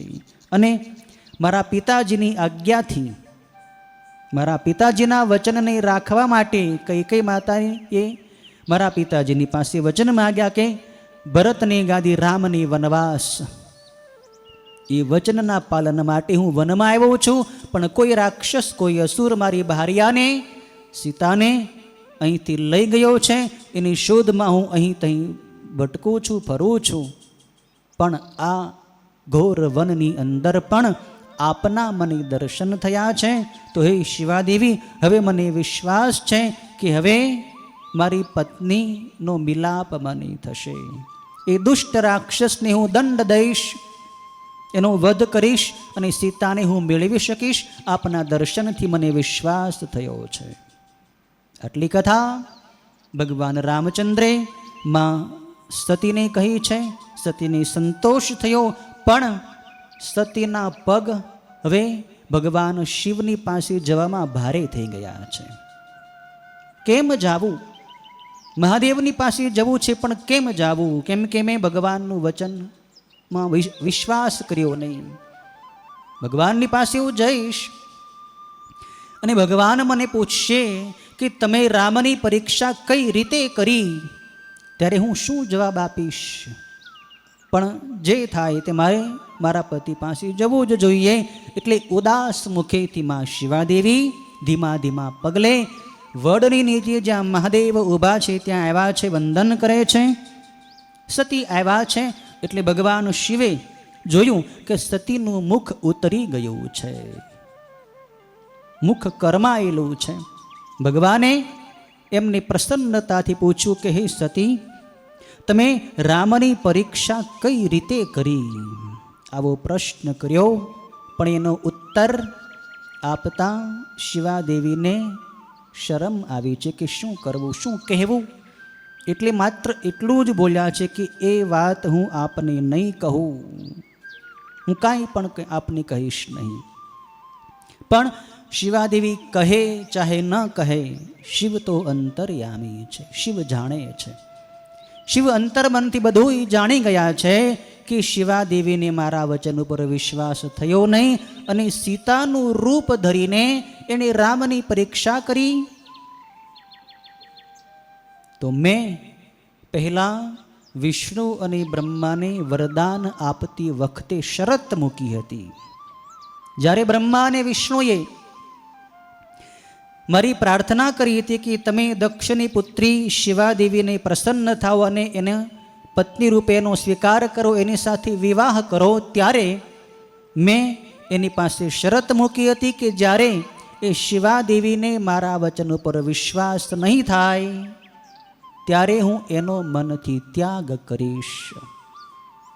એ પ્રતિજ્ઞા પ્રમાણે હવે મારે શિવાદેવીનો મનથી ત્યાગ કરવો એ જ ઉચિત છે. જો હું શિવાને હજી પણ છોડું નહીં, મનથી એનો ત્યાગ કરું નહીં, તો મારી પ્રતિજ્ઞાનો ભંગ થાય, મારી પ્રતિજ્ઞા તૂટે. તો મારે મારી પ્રતિજ્ઞા ન તોડવી જોઈએ. એ પ્રતિજ્ઞા અનુસાર ભગવાન શિવે મનથી શિવાદેવીનો ત્યાગ કર્યો છે, બહારથી નહીં. ભગવાન શિવે બહારથી શિવાદેવીને કાંઈ કહ્યું નથી, મનથી શિવાદેવીને છોડ્યા છે. જ્યારે પત્ની ઉપર પતિને વિશ્વાસ ન રહે, પતિ ઉપર પત્નીને વિશ્વાસ ન રહે, ત્યારે એ બંને પતિ પત્ની બને ભલે સાથે રહે પણ એમાં મજા ન આવે, એ સંસારમાં સુખ ન મળે, એમાં આનંદ ન રહે, એમાં પ્રેમ ન થાય, કેમ કે એકબીજામાં શંકા થઈ ગઈ. ભગવાન શિવે મનથી શિવાદેવીનો ત્યાગ કર્યો અને ત્યાંથી આગળ પ્રસ્થાન કર્યું છે. પણ જતી વખતે આકાશવાણી થઈ છે. ભગવાન શિવ અને શિવાદેવી જતા હતા ત્યારે આકાશવાણી મહાદેવની પ્રશંસા કરી છે કે હે મહાદેવ, આપની ધન્ય છે, આપના જેવા આવી પ્રતિજ્ઞા પાળનારા દેવ આ ત્રણેય લોકમાં બીજા કોઈ નથી. આપ મહાન યોગી અને મહાન પ્રભુ છો. આકાશવાણી થઈ કે આપ તો મહાન સત્ય પ્રતિજ્ઞ છો, આપે લીધેલી પ્રતિજ્ઞા આપે પાળી છે. આકાશવાણી શિવાદેવીએ પણ સાંભળી છે. ત્યારે શિવાદેવીને શંકા થઈ કે આકાશવાણી એમ કહે છે કે હે મહાદેવ, આપ સત્ય પ્રતિજ્ઞ છો, તો આપે એવી કઈ પ્રતિજ્ઞા કરી હતી કે જેનું પાલન આપે અત્યારે કર્યું છે? મહાદેવની પાસે શિવાદેવીએ પ્રશ્ન કર્યો છે કે આપે કઈ પ્રતિજ્ઞા કરી? આકાશવાણી એમ કહે છે કે આપ સત્ય પ્રતિજ્ઞ છો, તો આપની પ્રતિજ્ઞા શું હતી? પણ મહાદેવને થયું કે હું શિવાદેવીને જો કહીશ કે મેં પ્રતિજ્ઞા કરી હતી કે જ્યારે મારા વચન ઉપર શિવાને અવિશ્વાસ થશે ત્યારે હું ત્યાગ કરીશ, અને એ પ્રમાણે મેં શિવાનો તમારો ત્યાગ કર્યો છે, એમ જો હું કહીશ તો સતી નારાજ થશે, સતીને દુઃખ થશે, સતી રડશે. માટે મહાદેવ એનો કંઈ ઉત્તર આપતા નથી. મહાદેવે કાંઈ કહ્યું નહીં, પણ શિવાદેવી પણ મહાદેવના મનને જાણતા હતા. માં શિવાદેવીએ ભગવતીએ મનથી જાણી લીધું કે ઓહો, મારા પતિદેવે મહાદેવે મારો ત્યાગ કરી દીધો, મારાથી ભૂલ થઈ, મારો અપરાધ થયો. અને પતિ જ્યારે પત્નીને મનથી છોડી દે ત્યારે પત્નીને કેવું દુઃખ થાય. સ્વામી જ્યારે એની ભાર્યાને મનથી છોડી દે ત્યારે કેવું દુઃખ થાય. એવું જ દુઃખ માં ભગવતીને શિવાને થયું. જો કે શિવ અને શિવાનો ક્યાંય વિયોગ નથી, કંઈ અલગ નથી થયા. આ માત્ર લીલા છે. આ રુદ્ર સંહિતા છે, અને રુદ્ર સંહિતામાં ભગવાન શિવનો જે અવતાર રુદ્રાવતાર છે એ રુદ્રે શિવાદેવીનો ત્યાગ કર્યો છે. જગતને એક આદર્શ બતાવવા માટે ભગવાન મહારુદ્રે આ લીલા કરી છે કે જ્યારે પત્ની પતિ ઉપર અવિશ્વાસ કરી ત્યારે પતિએ એનો આ રીતે મનથી ત્યાગ કરવો, એટલે કે આપોઆપ એ ત્યાગ કદાચ કરે નહીં તો એ થઈ જ જાય છે. શિવાદેવીને મનમાં દુઃખ થયું છે, શોક થયો છે, રડે છે. મહાદેવ એમને આશ્વાસન આપે છે. એ પ્રસંગને ભૂલી જવાનું કહે છે કે જે થઈ ગયું એ થઈ ગયું, હવે તમે રડો નહીં, હું તમારી સાથે જ છું. બહારથી ભગવાન શિવ અનેક કથાઓ, અનેક પ્રસંગો કહીને શિવાદેવીના શોકનું નિવારણ કરવાનો પ્રયત્ન કરે છે અને શિવાદેવીને આશ્વાસન આપે છે અને સુખ પમાડે છે. આ રીતે 25 અધ્યાય સુધીમાં શિવ અને શિવાની આ રીતે બધી કથાઓ, લીલાઓ બતાવી છે. 26મા અધ્યાયની અંદર હવે બ્રહ્માજી એ કથાનો પ્રારંભ કરે છે કે જે કથામાં આગળ હવે સતી દેવી યોગાગ્નિ વડે પોતાના પ્રાણનો ત્યાગ કરે છે. એમણે પણ પ્રતિજ્ઞા કરી હતી. પહેલા પૂર્વની કથા પ્રમાણે આપણે જોઈએ તો દક્ષ પ્રજાપતિએ જ્યારે શિવાદેવીને પોતાની પુત્રી બનવા માટે તપ કર્યું ત્યારે શિવાદેવીએ પણ દક્ષ પ્રજાપતિને વરદાન આપતી વખતે કે હું તારી પુત્રી તો થઈશ, પણ હે દક્ષ, જ્યારે તને મારી ઉપર અનાદર થશે, તું જ્યારે મારો તિરસ્કાર કરીશ, ત્યારે હું એ દેહને યોગના અગ્નિ વડે બાળીને ભસ્મ કરી દઈશ.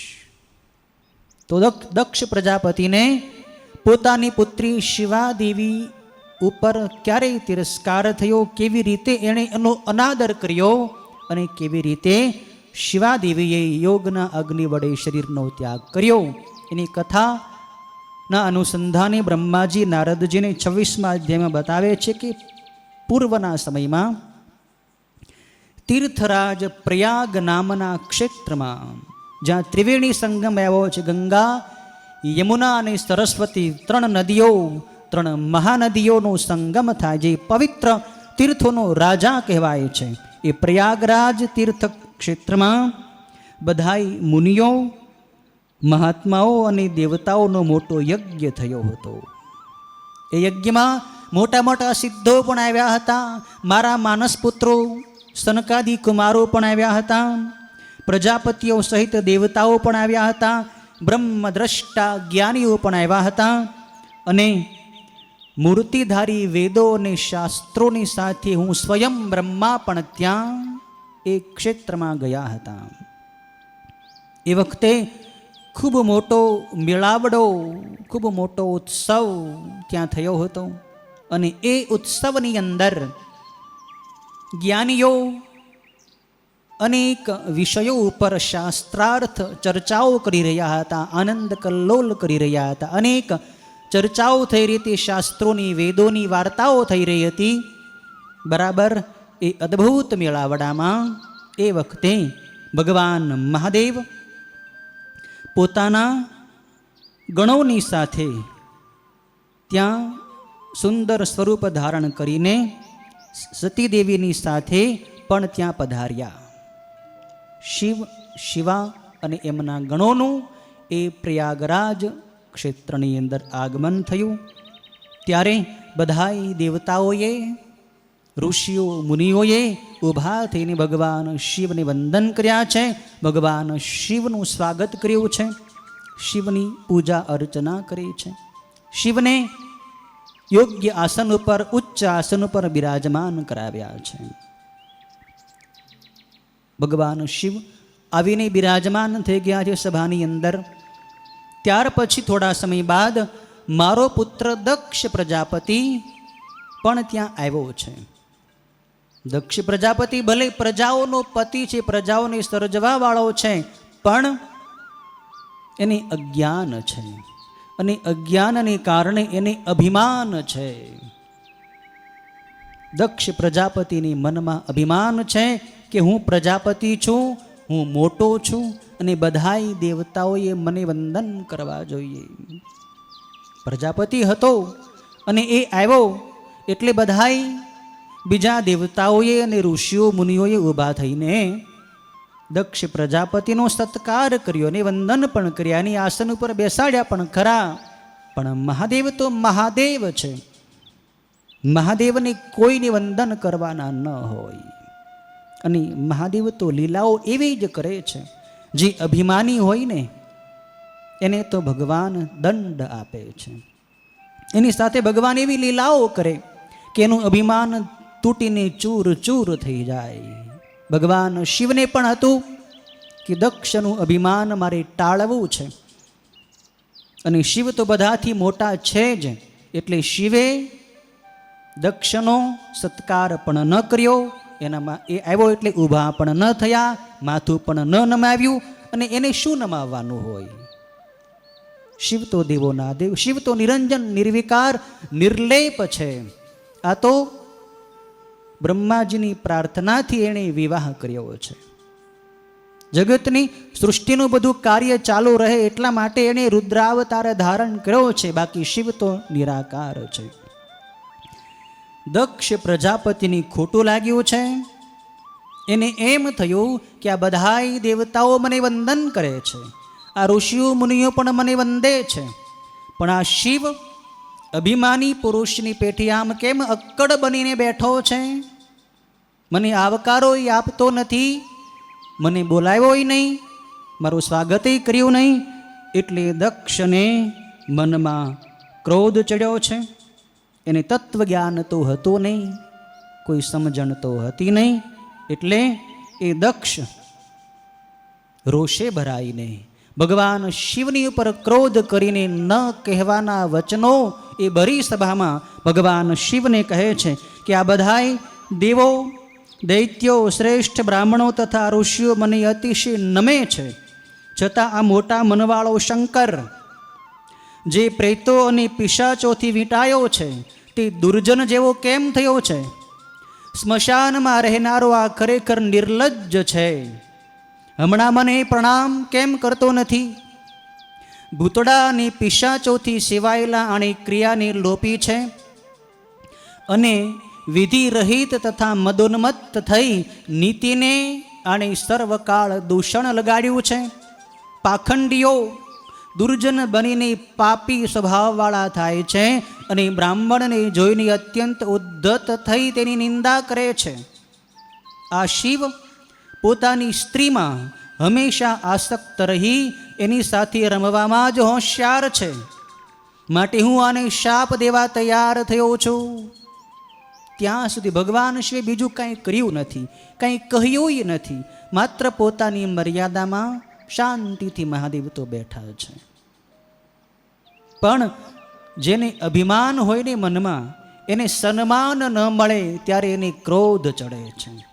દક્ષને અભિમાન છે, એને મહાદેવ પાસેથી સન્માન ન મળ્યું તો એને અપમાન લાગ્યું, અને એટલે એને ક્રોધ ચડ્યો, અને ભગવાન શિવને શાપ દેવા તૈયાર થઈ ગયો, અને બોલ્યો કે હે ઉત્તમ બ્રાહ્મણો અને દેવો, તમે સાંભળો, આ રુદ્રને હું મારી શકું એવું કરવા તમે યોગ્ય છો. સ્મશાનમાં રહેનારો આ રુદ્ર ખરેખર સારા કુળ અને જન્મથી રહિત હોય, બ્રાહ્મણો વગેરે વર્ણોથી વિરુદ્ધ રૂપવાળો છે. તેથી યજ્ઞોમાં તેનો બહિષ્કાર થાઓ, મારા વર્ણોમાંથી દૂર રહો, અને દેવોની સાથે ભાગ ન મેળવો. ભગવાન શિવને યજ્ઞથી બહિષ્કૃત કર્યા છે. મૂર્ખ છે દક્ષ પ્રજાપતિ, અજ્ઞાની છે. આનું પરિણામ શું આવે એનો એને કાંઈ ખ્યાલ નથી. યજ્ઞનો મર્મ દક્ષ જાણતો નથી. ખરેખર યજ્ઞનું મૂળ તો શિવ છે. શિવ જ યજ્ઞ સ્વરૂપ છે. શિવ વિના યજ્ઞ થઈ શકે ખરો? ન થઈ શકે. પણ છતાં મૂઢ બનીને આ દક્ષે શિવને યજ્ઞથી બહાર મૂક્યા છે. ત્યારે ભગવાન શિવ તો શાંત રહ્યા છે. શિવને ક્રોધનો સ્પર્શ નથી, શિવને અપમાનનો સ્પર્શ નથી. શિવ સન્માનથી રાજી થતા નથી, અપમાનથી નારાજ થતા નથી. એનું જ નામ શિવ છે, જે પોતાના સ્વરૂપની અંદર શાંત પ્રસન્ન રહે છે. એ જ શિવ છે. પણ શિવનો જે મુખ્ય ગણ, શિવનો અનન્ય ગણ જે નંદી ગણ છે, જે ભગવાન શિવનો જ એક અવતાર છે, એ નંદીથી આ શાપ સહન ન થયો. એ સભાની અંદર એ બેઠા હતા નંદી. દક્ષ જ્યારે ક્રોધાયમાન થઈને ભગવાન શિવને આવો શાપ દીધો, ત્યારે નંદીશ્વર ઊભા થઈને ભરી સભામાં બધાની વચ્ચે દક્ષને આવા કોપયુક્ત વચન કહે છે કે ઓ નીચ દક્ષ, ઓ દુષ્ટ બુદ્ધિ, હે મહામૂઢ, તે મારા સ્વામી ભગવાન મહેશ્વરને યજ્ઞોથી બહાર કેમ કર્યા? જેમનું માત્ર સ્મરણ કરવાથી યજ્ઞો સફળ થાય છે અને તીર્થો પણ પવિત્ર થાય છે, તે આ મારા ભગવાન શંકરને તે શાપ કેમ આપ્યો? અરે ઓ દુષ્ટ બુદ્ધિ દક્ષ, બ્રાહ્મણની ચપળતા કરી તે મારા મહાદેવને વ્યર્થ શાપ દીધો છે અને દુષ્ટતા રહિત મારા પ્રભુ રુદ્રની વ્યર્થ હાંસી કરી છે. ઓ નીચ બ્રાહ્મણ, જે આ જગતને સર્જે છે, પાળે છે અને છેવટે સંહારે છે, તે આ મહેશ્વર રુદ્રને તે શાપ કેમ આપ્યો? નંદી ક્રોધાયમાન થયા છે. ત્યારે ક્રોધી માણસની સામે જ્યારે બીજો કોઈ માણસ ક્રોધ કરે, ઉગ્ર વચન બોલવાવાળા માણસની સામે કોઈ સામેવાળો માણસ ઉગ્ર વચન બોલે, ત્યારે પહેલા માણસને વધારે બમણો ક્રોધ ચડે છે. એ જ રીતે નંદીની વાત સાંભળીને દક્ષને બમણો ક્રોધ ચડ્યો છે અને એ ક્રોધના આવેગમાં આવીને દક્ષ નંદી વગેરે શિવગણોને પણ શાપ આપે છે. દક્ષ કહે છે કે તમે બધાએ રુદ્રગણો વેદથી બહાર થાઓ, વેદ માર્ગથી ભ્રષ્ટ થાઓ અને મહર્ષિઓ તમારો ત્યાગ કરો. તમે બધાએ પાખંડવાદમાં તત્પર, શિષ્ટાચારથી ભ્રષ્ટ, મદિરાપાન કરવામાં આસક્ત અને જટા, રાખોડી તથા હાડકા ધારણ કરનારા થાઓ. આવો વ્યર્થ શાપ દક્ષ નંદી વગેરે શિવગણોને આપે છે. ત્યારે નંદી હવે ક્રોધાયમાન થઈને દક્ષને પણ શાપ આપે છે. શિલાદના પુત્ર આ નંદી ઉગ્ર થઈને દક્ષને કહે છે કે ઓ દુષ્ટ દુર્બુદ્ધિ દક્ષ, શિવ તત્વને નહીં સમજતા તે બ્રાહ્મણની ચપળતાને લીધે શિવના સેવકોને વ્યર્થ શાપ આપ્યો છે. તું એમ માને છો કે શિવના સેવકો કરતાં અમે બ્રાહ્મણો ઊંચા છીએ? તમને બ્રાહ્મણો બનાવ્યા કોણે? મહાદેવે. બ્રાહ્મણનું પદ તમને કોણે આપ્યું? અમારા મહાદેવે આપ્યું છે. તું પ્રજાપતિ છો તો પ્રજાઓનો પતિ તને બનાવ્યો કોણે? મહાદેવે. તું છો તો બ્રહ્માનો માનસ પુત્ર ને, તો બ્રહ્માને પણ કોણે ઉત્પન્ન કર્યા? એ તો વિચાર કર. બ્રહ્મા પણ શિવના જ પુત્ર છે. શિવથી જ બ્રહ્મા પ્રગટ થયા છે અને શિવની જે આજ્ઞાનું તારા પિતા બ્રહ્મા પાલન કરી રહ્યા છે એનો તું પુત્ર છો, અને છતાં તું પોતાને બ્રાહ્મણ માનીને મોટો માને છો. તેમજ દુષ્ટ ચિત્તવાળા મૂર્ખ ભૃગુ વગેરેએ બ્રાહ્મણપણાને લીધે અહમ બુદ્ધિથી મહાપ્રભુ મહેશ્વરની હાંસી કરી છે. જ્યારે મહાદેવને યજ્ઞથી બહિષ્કૃત કર્યા, શાપ આપ્યા, ત્યારે એ શાપ સાંભળીને ભૃગુ ઋષિ હસવા માંડ્યા. ભૃગુ ઋષિને પણ બ્રાહ્મણપણાનું અભિમાન હતું, એને પણ શિવ પર સૂક્ષ્મ દ્વેષ હતો. એટલે દક્ષે શાપ દીધો એ જાણીને ભૃગુને હસવું આવ્યું છે. અને એટલે નંદી આ ભૃગુ વગેરે ઋષિઓને પણ શાપ આપે છે અને કહે છે કે મહાપ્રભુ મારા મહેશ્વરની આ ભૃગુ વગેરે બ્રાહ્મણોએ પણ હાંસી કરી છે.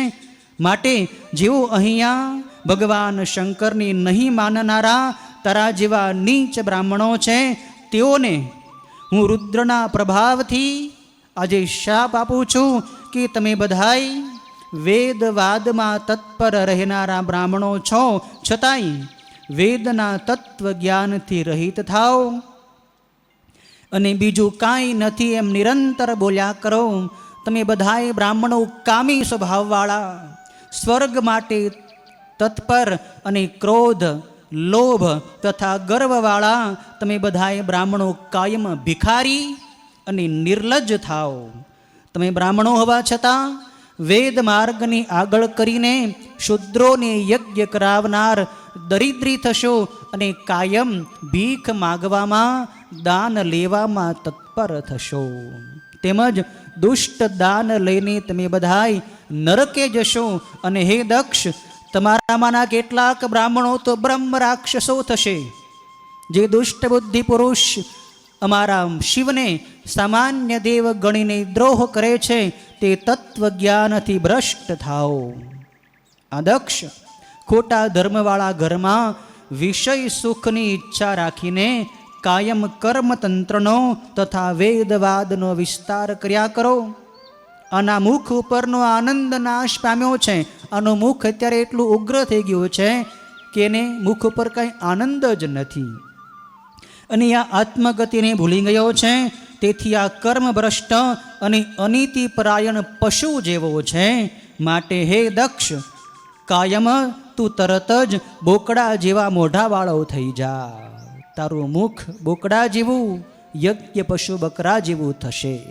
એવો ભયંકર શાપ નંદીના મુખમાંથી નીકળી ગયો છે. આ દેવસભાની અંદર, આ ઋષિ સભાની અંદર પરસ્પર શાપા શાપી થઈ, પરસ્પર ક્રોધ થયા. તો સભાના જે અધ્યક્ષ હોય, સભાના જે મોભી હોય, સભાના જે વડીલ હોય, એનું કર્તવ્ય છે કે સભાને શાંત પાડવી જોઈએ, વિવાદને શમાવવો જોઈએ, સમાધાન કરવું જોઈએ. ભગવાન શિવ તો દેવોના દેવ છે. ભગવાન શિવ તો સર્વના આત્મા છે. શિવ ત્યાં બેઠા હતા. નંદીશ્વરે આ રીતે ભૃગુને, દક્ષ પ્રજાપતિને વગેરેને શાપ આપ્યો. ત્યારે મહાદેવે બધાને શાંત પાડવા માટે પોતાના જ ગણ નંદીને વચન કહ્યું છે. કેમ કે દક્ષને તો કહેવા એવું હતું નહીં. દક્ષ તો ક્રોધાયમાન હતો જ, અને શિવ ઉપર ક્રોધ હતો, દ્વેષ હતો. એટલે મહાદેવે નંદીને કહેવું જ ઉચિત માન્યું. એટલે મહાદેવ નંદીને કહે છે કે હે મહાબુદ્ધિમાન નંદી, તું સાંભળ, તું ક્રોધ ન કર. તે ભ્રમણાથી મને શાપ આપ્યો માની લઈને આ બિચારા બ્રાહ્મણોને વ્યર્થ શાપ તે દીધો છે. તું એમ ન માન કે આ દક્ષે મને શાપ દીધો એટલે મને શાપ લાગી જ ગયો. શિવને શાપનો સ્પર્શ થાય ખરો? ન થાય. શિવને કોનો શાપ લાગે? કોનો ક્રોધ એને સ્પર્શી શકે? કોઈનો ક્રોધ શિવને સ્પર્શી શકતો નથી. તો એમ ન માન કે આ દક્ષે મને શાપ દીધો એટલે હું યજ્ઞથી બહિષ્કૃત થયો. તું શાંત થા. વેદ મંત્રાક્ષરમય છે અને સાક્ષાત સુક્તમય છે, એટલે કે સુંદર વચનમય છે. પ્રાણીનો આત્મા એ સુક્તમાં જ પ્રતિષ્ઠા પામ્યો છે. માણસને સારા વચનો જ ગમે છે. ખરાબ વચનો કહીએ, શાપ આપીએ, અપમાન જેવા વચનો કહીએ તો કોઈને પણ એ ગમતા નથી. માટે તું શાંત થા અને આવા દુષ્ટ વચન ન કહે. હર કોઈ દુષ્ટ બુદ્ધિવાળો પણ વેદોને કદી શાપ આપી શકતો નથી. વેદોને શાપ આપ્યા છે આણે, એટલે એ શાપ પણ વ્યર્થ છે. હમણાં મને શાપ અપાયો છે એમ ખરી રીતે તારે જાણવો યોગ્ય નથી. એ મહાબુદ્ધિમાન નંદી, તું સનકાદિ કુમારોને પણ બોધ આપે છો. તું સનકાદિ કુમારોનો ગુરુ છો. સનકાદિ કુમારોને તે બ્રહ્મ જ્ઞાન આપ્યું છે. તું જ્ઞાની છો. જ્ઞાની પુરુષે શાંત રહેવું જોઈએ, સહન કરવું જોઈએ. મૂર્ખ માણસ ગમે તેમ બકવાસ કરે. સજ્જને સહન કરવું જોઈએ, શાંત રહેવું જોઈએ, જતું કરવું જોઈએ. એમાં જ આપણી મહાનતા છે. આપણે પણ એની સામે થૂક ઉડાડીએ, આપણે પણ એની સામે બોલીએ, ઝઘડા કરીએ, એ બોલે, આપણે બોલીએ, તો એમાં આપણે એની જેવા થઈ ગયા કહેવાઈએ. આપણે શાંત રહેવું જોઈએ. નંદી, તું શાંત થા. હું યજ્ઞ સ્વરૂપ છું, યજ્ઞોના કર્મરૂપ છું, યજ્ઞોના સર્વ અંગો રૂપ છું. યજ્ઞનો આત્મા પણ હું જ છું. યજ્ઞની અંદર પણ હું છું અને બહાર પણ હું જ છું. આ દક્ષ કોણ છે? તું કોણ છો? આ ભૃગુ વગેરે કોણ છે? વાસ્તવિક દ્રષ્ટિએ હું જ સર્વ સ્વરૂપ છું. આ તો બધી અજ્ઞાનતા છે. આ સૃષ્ટિ મારામાંથી જન્મી છે. બ્રહ્મા વિષ્ણુ રુદ્ર આ બધા પૃથ્વી જળ તેજ વાયુ આકાશ પંચ મહાભૂતો, આ બધા લોકાંતરો, આ બધા ઋષિઓ મુનિ, આ બધા કર્મો, આ બધા તંત્રો, આ બધા શાસ્ત્રો, આ બધા વેદો કોણ છે? હું જ બન્યો છું. મારાથી ભિન્ન કાંઈ નથી. સ્થાવર કે જંગમ, જળ કે ચેતન, ચર કે અચર, બધું હું જ બન્યો છું. આવી જ્ઞાન દ્રષ્ટિ તું કરીશ ને તો તને ક્રોધ નહીં થાય. માણસ અજ્ઞાની બને ને ત્યારે જ એને ક્રોધ આવે. અજ્ઞાની માણસને ક્રોધ આવે, જ્ઞાનીને ક્રોધ આવે ખરો? ન આવે. તું જ્ઞાની છો, તું આવી બુદ્ધિ કરીને, આવો વિચાર કરીને આ બધી માયાને તું સંકેલી લે. તું તત્વ જ્ઞાન વડે આ બધું સમેટી લઈ પ્રપંચ રચનાથી રહિત થા. તું સ્વસ્થ થા અને આત્મામાં જ સ્થિતિ કરીને ક્રોધ વગેરેથી રહિત થઈ જા. શિવે બધાને શાંત પાડ્યા છે અને ત્યાંથી પછી પ્રસ્થાન કર્યું છે. જ્યાં વિવાદ થાય, ઝઘડા થાય, ત્યાં વધારે રોકાવું નહીં, ત્યાં રહેવું નહીં, નહીંતર ઝઘડો વધ્યા કરે. સજ્જન માણસો હોય ને એ વિવાદવાળા સ્થાને ઝઘડો થતો હોય ત્યાં ઊભા રહેતા નથી, ત્યાંથી જતા રહે છે. ભગવાન શિવ ત્યાંથી પ્રસ્થાન કરી ગયા છે. દક્ષને હજી પણ મનમાં રોષ છે, હજી પણ એને શાંતિ થઈ નથી, હજી પણ એને બદલો વળ્યો એમ લાગતું નથી. હજી પણ એને મનમાં એમ છે કે હું શિવને દંડ દઈશ, હું શિવને યજ્ઞથી બહિષ્કૃત કરીશ. એટલે રોષ વાળા મનથી જ, ક્રોધાયમાન મનથી જ દક્ષ પણ ત્યાંથી જતો રહે છે. મનમાં વેર બાંધીને ત્યાંથી જતો રહે છે. 27મા અધ્યાયની અંદર દક્ષના યજ્ઞનો આરંભ થાય છે એની કથા બ્રહ્માજી નારદજીને સંભળાવી રહ્યા છે. એકદા તુ મુનિ તેન યજ્ઞ પ્રારંભિતો મહાન તત્રાહુતાસ્તદા સર્વે દીક્ષિતેન સુરર્ષય. એકવાર આ દક્ષ પ્રજાપતિએ પોતાનું વેર વાળવા માટે, ભગવાન શિવની સાથે બદલો લેવા માટે અને શિવને યજ્ઞથી બહિષ્કૃત કરવા માટે એક એવડો મોટો યજ્ઞ આરંભ્યો કે જે યજ્ઞની અંદર મોટા મોટા બધાય તમામ દેવતાઓને બોલાવ્યા.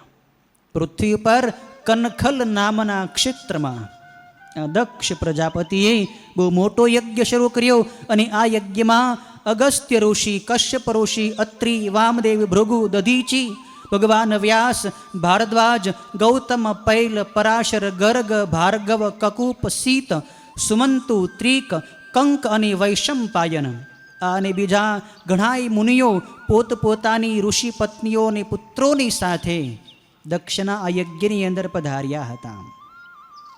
આ બધાય દેવતાઓ અને ઋષિઓ મુનિઓ માટે વિશ્વકર્માજીએ એ યજ્ઞના સ્થળે મહાકિંમતી મોટા મહેલો બનાવ્યા હતા, મોટા મકાનો બનાવ્યા હતા. વૈકુંઠ લોકમાંથી આ દક્ષ પ્રજાપતિએ લક્ષ્મીજી સહિત ભગવાન વિષ્ણુને પણ આમંત્રિત કર્યા હતા. ભગવાન વિષ્ણુ પણ પરિવાર સહિત, પોતાના પાર્ષદો સહિત આ યજ્ઞ સ્થળે યજ્ઞનો ભાગ લેવા માટે દક્ષના આમંત્રણને માન આપીને ભગવાન વિષ્ણુ પણ ત્યાં પધાર્યા હતા.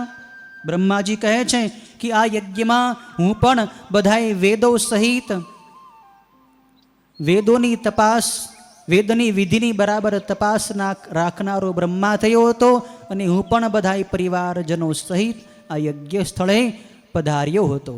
અને આ યજ્ઞમાં યજ્ઞ નારાયણ, યજ્ઞ દેવતા ખુદ પોતે સ્વયં સુંદર સ્વરૂપે હાજર હતા. 88,000 ઋત્વિજો આ યજ્ઞની અંદર હોમ કરતા હતા અને 64,000 દેવર્ષિઓ વેદ મંત્રોના, સામવેદના ઊંચા ગાન કરતા હતા. નારદ વગેરે અધ્વર્યો તથા હોતાઓ તરીકે એટલા જ હતા.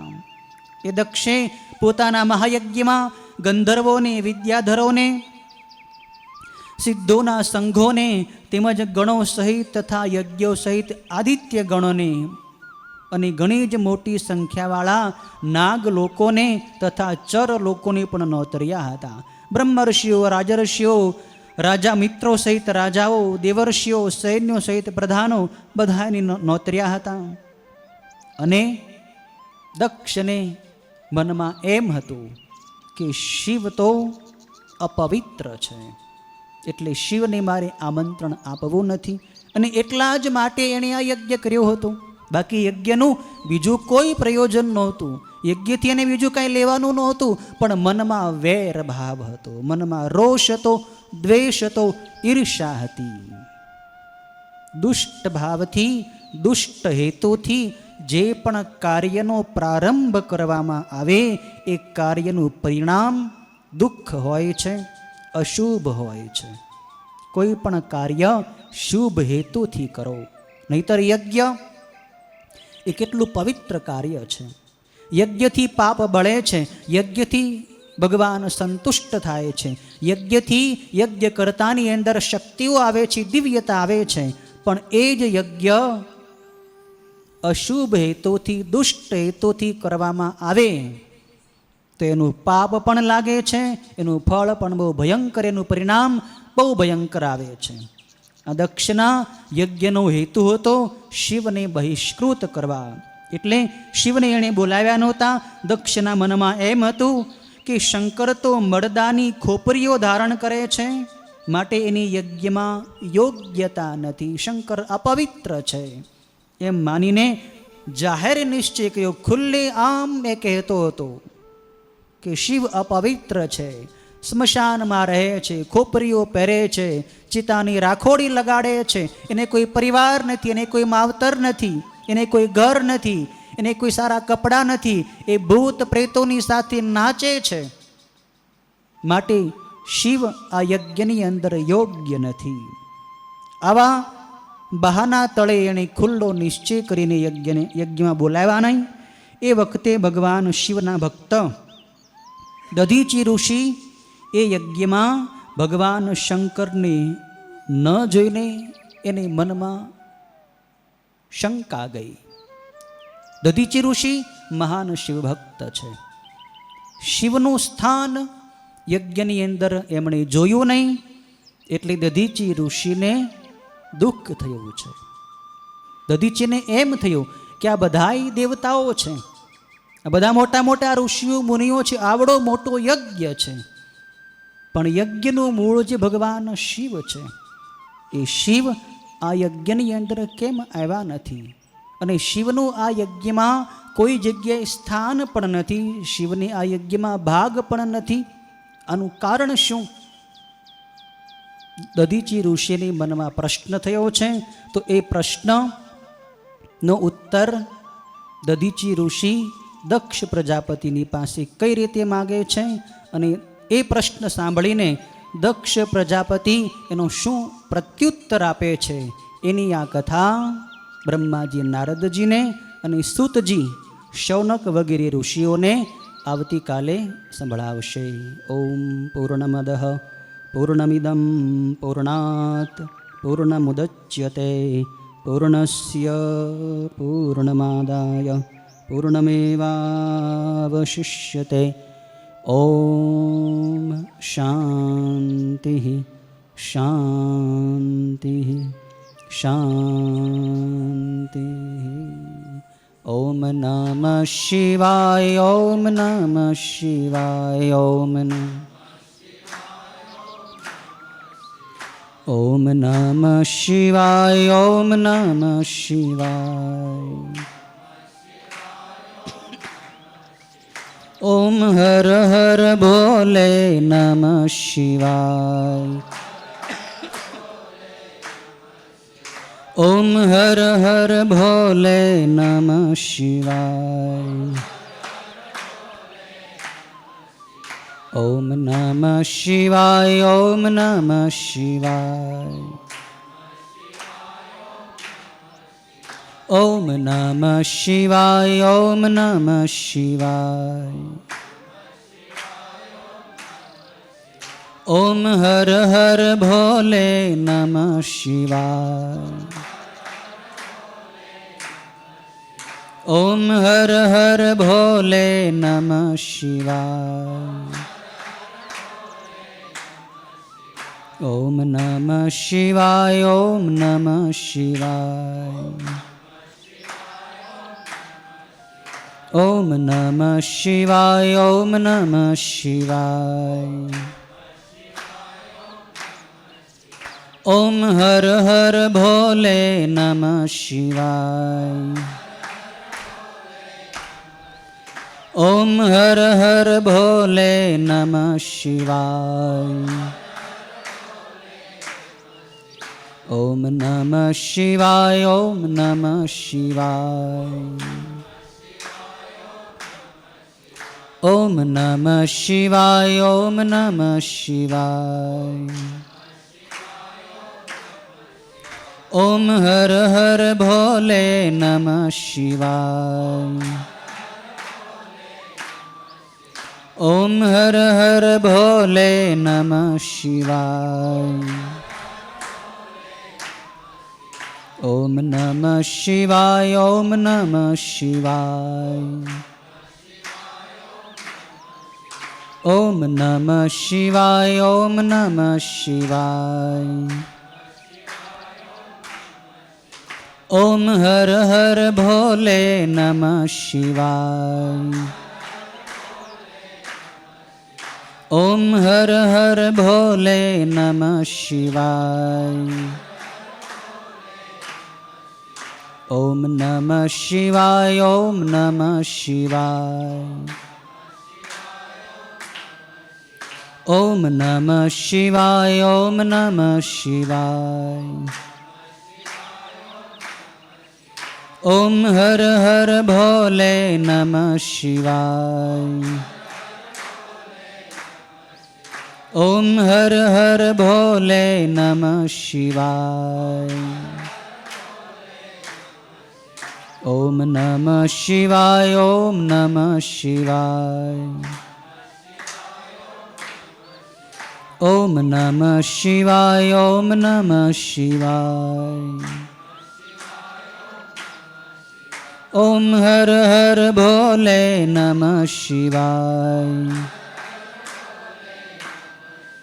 ઓમ હર હર ભોલે નમઃ શિવાય.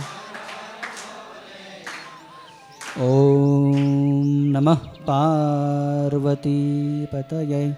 હર હર મહાદેવ.